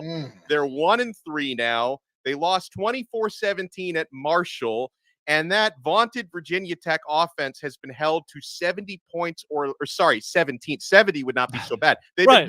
Shocking. They've been held to 17 or less points in 3 consecutive L's. And so, folks, Kenton has already brought up Hafley enough, but I will say that circle the date November 11th on your calendar, because that's when Brent Pry and Jeff Hafley go head-to-head for an ACC matchup. So I'm going to say this. Assuming both of those coaches are still gainfully employed for that matchup on November 11th, we might have a good old-fashioned loser leaves town match, right? The loser of that game may not survive Got to go. the following week, or definitely not into the season. So, it brings up like old WWF imagery. I was before Drake's time a little bit. No idea what that means. Yeah. To have those loser leave town matches, that might be what you see on November 11th. Yeah. Guys, I've just been given, the hotel staff has been so gracious to have slipped this under the door. Looks like Dave Aranda on the hot seat. What? You win the Sugar Bowl in the Big 12 championship. Then last week against Texas, granted a good Texas team, but usually when a team loses, you say, oh, they lost the number 3 team in the country, right? They were supposed to lose. When a team makes it into the red zone 6 times and scores 6 points, that is almost hard to do. That is challenging to pull off, but it's what the Baylor Bears did against the Texas Longhorns. You can say this number 3 team in the country. That's true. Texas tried at times to lose the game. They tried to put Baylor in the game by gifting the Bears 6 red zone trips, and Baylor put up 6 points in a 38-6 loss. It was one of the best crowds I've ever seen at McLean Stadium in Waco. And what did Baylor do? The football team crapped all over it. Dave Aranda has lost control of the fan base, which is an easy thing to do. Coaches do that all the time, right? And they can win them back over. The locker room still seems to be intact for now, but that one is slowly sinking. In some of the big metric national, hot seat posts, he's in the top 5 at this point. Too much money for him to go this year, but he is brushing up on the LinkedIn because I just, there comes a point where you're losing a lot of games. The team, the atmosphere, everything around it crumbles, and you can't revive it. So it's make or break for Aranda, especially this weekend against Central Florida, where I'll be in Orlando on Saturday. Guys, there are some huge games on the docket tonight, even between BYU and Cincinnati as the Cougars. I'll be on hand as the Cougars open Big 12 play, home Big 12 play, and then obviously Oregon State and Utah. We'll get into all that, do our pick'em coming up later. But first, it's maybe the weirdest segment of the week where I show my love to our grand poobah of college football. He is the president of the Locked On College side of the network. This is the Blackerby Blitz.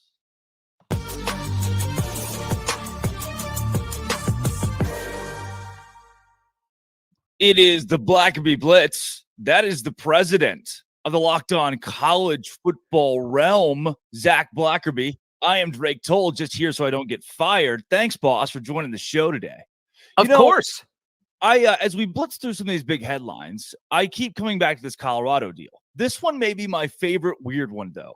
Remember that a couple of weeks ago, Deion Sanders talked about how this is just football, things happen. Well, the kid, Blackburn, who hit Travis Hunter, took him bowling this week. And I think that's weird, Zach. I think it's weird too, but we've seen this all the time. We've seen dudes get into fights, right? And then they become best friends for the rest of their lives. Maybe that's what happened. Also, Blackburn, maybe he doesn't want to become, I'm just the guy who hit Travis Hunter. Maybe this is a strategic play on his part. Yeah, he's still just the guy who hit Travis Hunter, by the way. Speaking of people who got hit, the Deion Sanders entire football team talking trash pregame. Oregon publishes a lot of what they said in their cinematic recap of the win over Colorado. Colorado got thumped.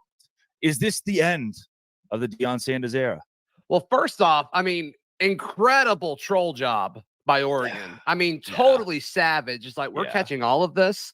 We have all the receipts, and then we showed everyone the receipts shortly after the game was over. Incredible, like caught in 4K type stuff for the Colorado Buffs. I don't think it's over. I do think it's kind of what we thought it would be, though, Drake. This is a Pac-12 conference that, though it's about to fall apart and crumble, it's going out with a bang. And their schedule's not going to get any easier. So I think a lot of people are going to hop off, especially after the next few weeks if they pick up a few more losses. But to me, Colorado has already overachieved this season. I think Deion has already kind of done enough of the proof of concept. He's able to go to guys and say, I need offensive linemen, I need defensive linemen, I need help. But we're close. We're a lot closer than we used to be. And so I don't know. I mean, they may be a bad football team, but I think they're better than what we thought they were going into the year. Michigan State has now officially fired Mel Tucker, proving to people everywhere, don't have non-consensual phone sex, especially with someone who is a sexual assault survivor advocate who you've invited to your university multiple times. This dumpster fire finally has a bow on it. Mel Tucker is gone. Yeah, I got the notification from several apps saying Mel Tucker now fired. And I'm like, oh, I guess, yeah, that technically hasn't happened yet, but I'm kind of done talking about it. Drake, Mel Tucker, get out of here. Your coaching career is probably over. He is done. I don't know. There are some different therapy programs, different therapy college football programs that hire the like. We'll see if he makes a return at one of those. Oh yeah, maybe he's a grad assistant in Alabama in 2 years. Yes, maybe he is, where he's already been. The playoff committee met this week and said, you know what? Nah, for now, let's stick with 12. What do you think about that? I think 12 is a good number. I'm still a fan of staying at 4. I know a lot of people are against that, and 12 means more college football, which is certainly a good thing. But I think regardless of what we do, it's going to water down what it means to be a playoff team.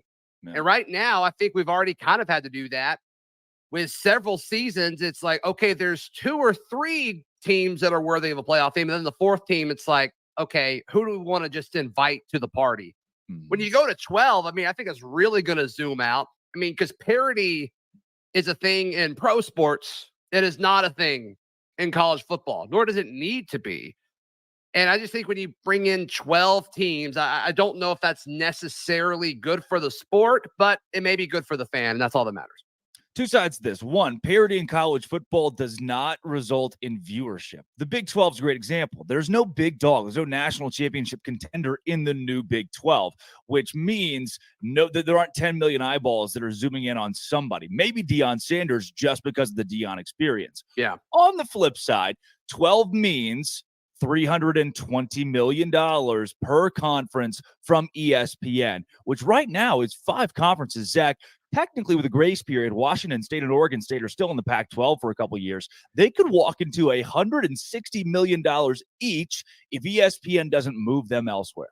Man, just keep showing up, Washington State and Oregon State. I mean, what a gift. What a gift from ESPN if that were to all happen. But they got to figure something out. And, you know, we saw a few reports. You and I texted about it. They're going to try to operate as a 2-team conference. That was one of the things that they discussed. And it's like, no, that's not a conference. I hate to break it to you. That's not a conference.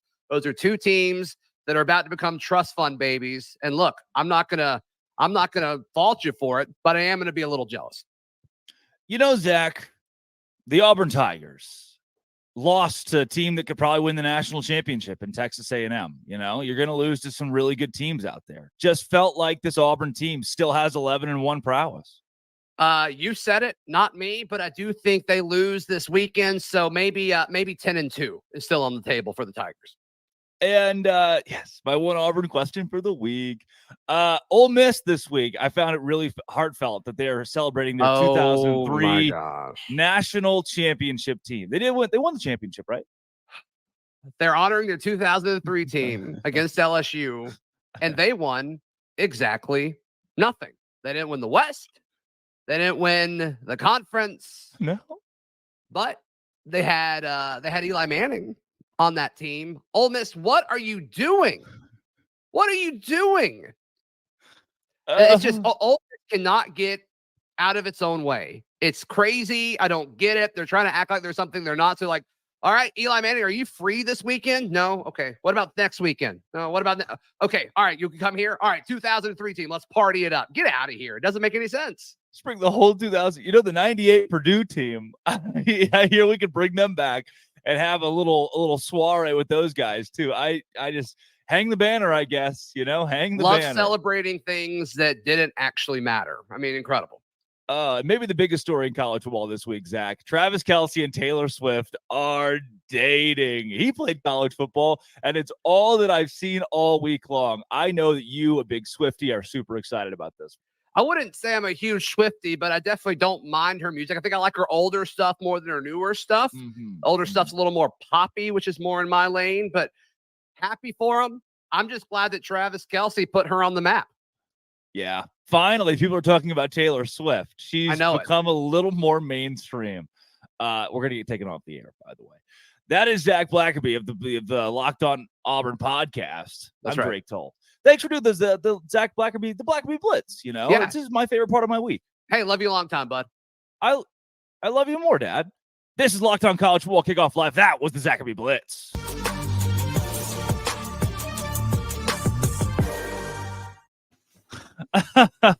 Can I say something?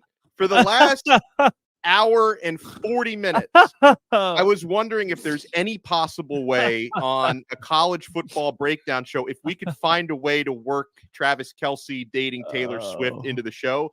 And Drake told you found a way to do it by pointing out that, yeah, at some point, Travis Kelce played college. Honestly, I don't even remember where he played college football. Cincinnati with his brother. How did you forget that? I mean, I'm letting him carry my fantasy team. He's a chief to me. All right. He was a smash then. He's a smash. He's a smash with Taylor Swift. It's good, man.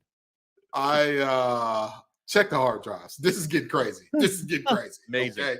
This is getting crazy. But yeah, there are a lot of interesting angles to a lot of that whole Taylor Swift and Travis Kelce thing. For example, is she going to go back to Cincinnati one of these games with him? If I'm just saying, him and his brother are both going to be inducted in that Ring of Honor if they aren't already there soon. Yeah. But we get a Swift appearance. Think about Colorado, Cincinnati, a conference game next year. Deion, Taylor Swift, Travis Kelce. Ooh-wee. Bro, ESPN's going to lose it. Would that be the first time Deion wouldn't be the biggest star at his own game? That would be more star power than the Milky Way can contain. Do you understand? Insane. That is just too much. All the social media posts from every major media outlet, not ours, thankfully, have just only been Deion and Taylor Swift for 2 weeks now, or weeks on weeks. Guys, let's go into some best bets this week. We'll do a couple of minutes of your very favorite games and then wrap up this show today with straight up picks of the biggest contests in college football this week. Starting in the Big 12, when you think best bets, guys, tonight, BYU open as a 3-point favorite. They are now 1.5-point underdogs against Cincinnati. The game has moved from even to swaying in both teams' favor. I think BYU wins outright in a home night game. The Church of Jesus Christ of Latter-day Saints is having its biggest conference of the year in Salt Lake City this weekend. So what does that mean? Everybody and their mom is in Provo, Utah, myself included, for the game. Myself included for the game. And this place is going to be packed, raucous. I think BYU wins it at home pretty easily. Yeah, from what I've been told about BYU's home atmosphere, it's not only like loud and raucous, it's also terrifying. Because they're it is. Yeah. They're deadly silent originally, and it scares a lot of people, which it would terrify me too. They bring out Polynesian fire dancers and Cosmo the Cougar. Yeah. So with that being said, I know we talked about this. This Cincinnati team flying under the radar a bit and all that. But if we're talking about best bets here, and the bet has BYU as the underdog, if I have that correct, right? Yeah. So if Cincinnati wins this game by 1 point, does BYU cover? BYU covers as of last check at a FanDuel. Yeah, it was 1.5 in favor of Cincinnati. Yeah, I think Keaton Slovis shows us why he's Keaton Slovis and not that's Keaton Slovis and that's Keaton Slovis way late in this game. And I think that Cincinnati escapes by the hairs on their chinny chin out of Utah with the win here. Wow. Now, Donna, what's your you got any best bets in college football this week? Yeah, I mean, listen, I tipped my hand to this one earlier, but if anyone's tuning in late, I feel pretty strongly about Colorado covering plus 21.5 against USC. I think that line is very reactionary to what everyone saw happen to Colorado on the road against Oregon. This time around, they're at home. Is USC the better team? Absolutely. But they don't really have a defense, guys. And Colorado is going to score. I think I see USC winning this game by 10, 13 points, not really much more than that. So plus 21.5. Again, I think that was an overreaction to what happened last week. In fact, if you go with the sharps, right, and I don't care what percentage of bets have been coming in on USC because a higher percentage of bets have come in on them. A higher percentage of the money is coming in on Colorado because they were 24.5-point underdogs when the line opened. That has shrunk by 3 points. I'm still comfortable taking Colorado at plus 21.5. Yeah. Kenton, best bets tonight, tomorrow, whatever. You know, I hate to say this, and I hate to do this to my boys, but I got to do it. I bet with NC State once, and they let me down. They disappointed me. They had me sitting here saying, how under God's green earth did this happen in terms of playing Virginia, a team that's dead last in the conference in both offense and defense, into a game where Virginia should have very well won it. And with that being said, I believe the line opened for this Friday Night Lights blackout at, I want to say 6.5 or 7 points. I think Louisville takes care of that comfortably.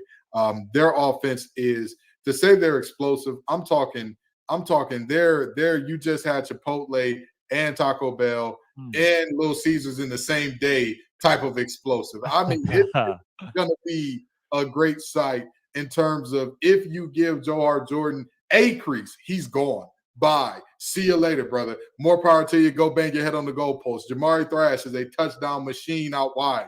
The only chance that NC State has to not allow Louisville to cover is if they absolutely decimate Jake Plummer, which is something that I'm not sure that they can do. There's a world, or not sure that they will do. They can do it if they're firing at their highest clip, but I'm not sure that they will.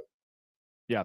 Guys, looking around college football, James Madison -3 at home against South Alabama. I love that being a lock of the week. Syracuse plus a touchdown at home against Clemson. Give me the orange. I think they at least keep that game within a score.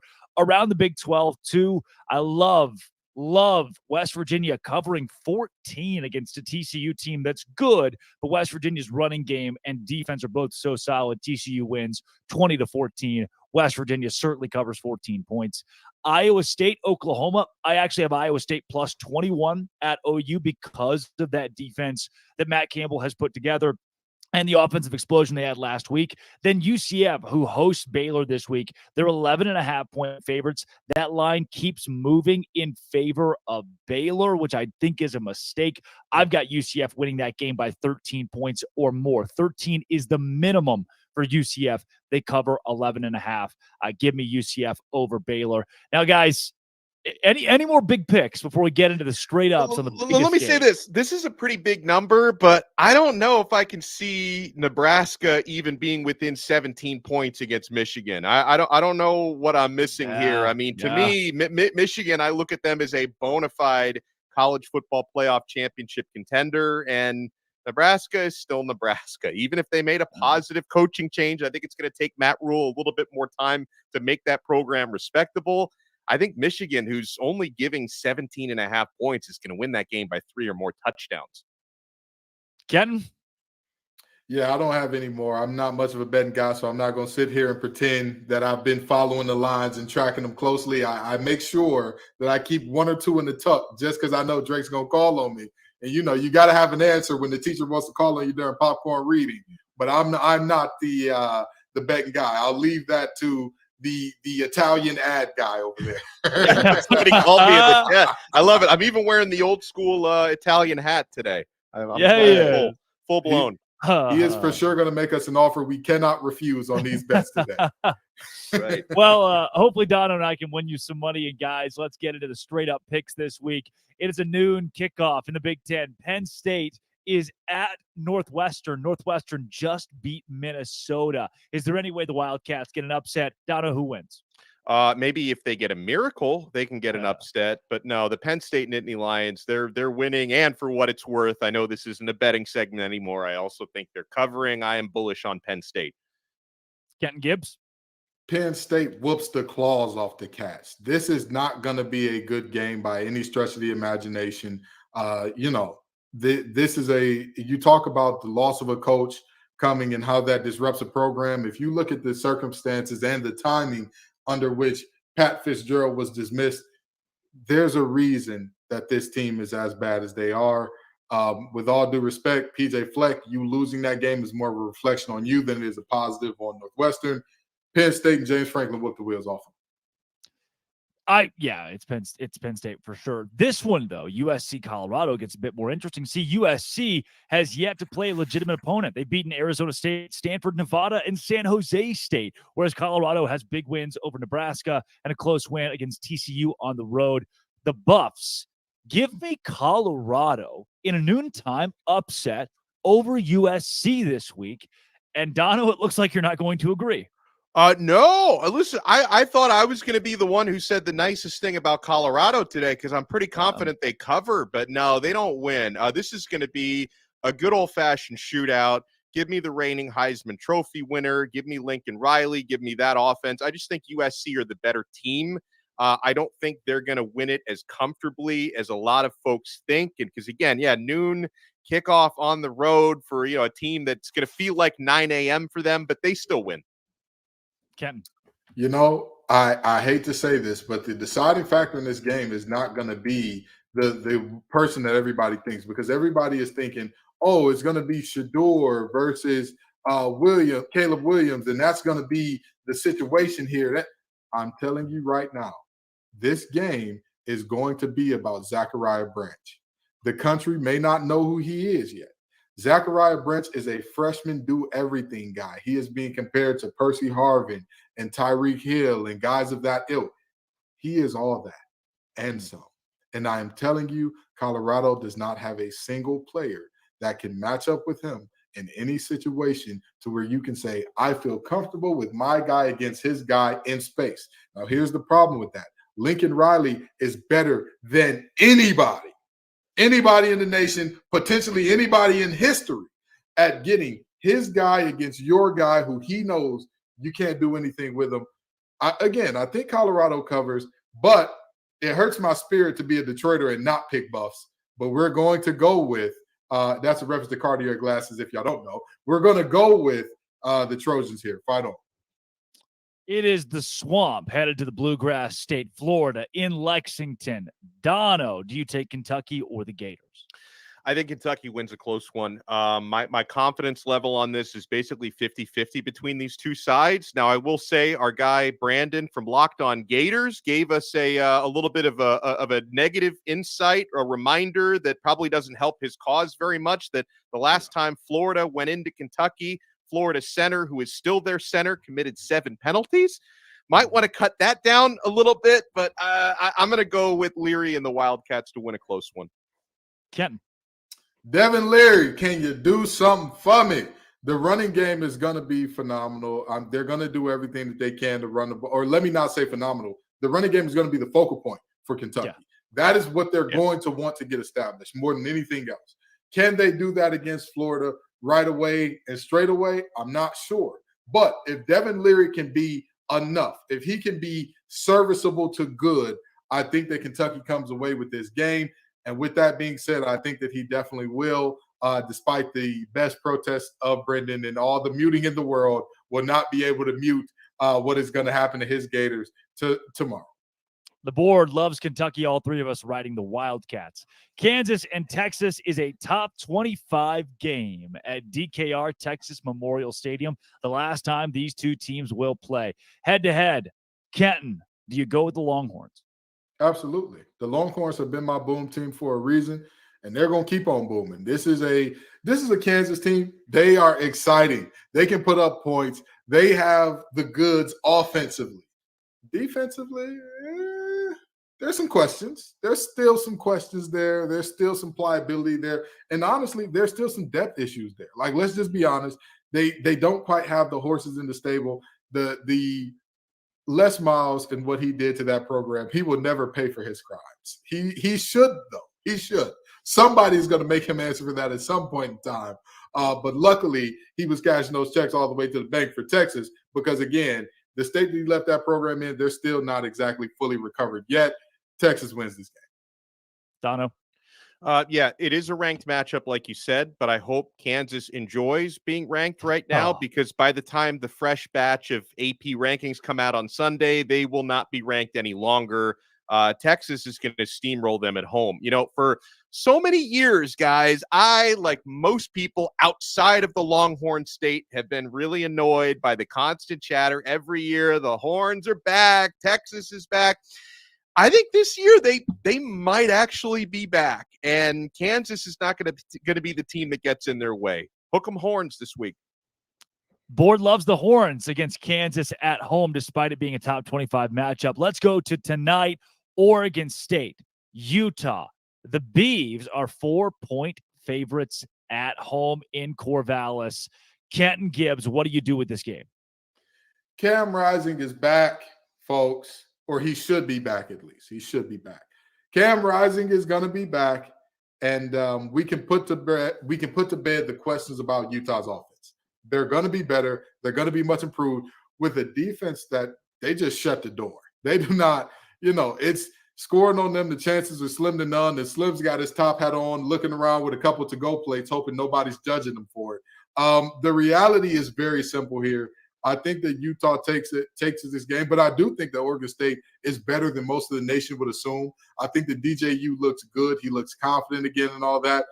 And they play some good defense over there, but I just don't think they have enough to beat Utah in this one. I know we haven't heard from our pals at Locked On Bets in a couple of weeks, but I'm going to steal a phrase from Lee Sterling from that show and say, wrong team favored. I get it. This is not your daddy's Oregon State, but they shouldn't be, even at home, a 4-point favorite against Utah tonight. The Rising return to me, even if there is some rust, I think that's going to make a big difference. I think a lot of folks are overreacting to their lack of offensive output a week ago. I think it's a bounce-back offensive game for Utah. I do think the game is close, but I'm going with the Utes to get it done. The Utes win it on the road tonight. Board loves it. BYU hosting Cincinnati as an underdog tonight, missing Ben Bywater, one of the best defensive players the Cougars have to offer. I like BYU as a dog to win it at home. Dono. Man, I hate to. We've agreed so much. I don't like it, but I'm going to have to agree again because I'm really not that sold on Cincinnati. So I'm going to go with BYU. You already talked about how difficult the atmosphere is going to be up there for the visiting team. So I'm going to go with BYU.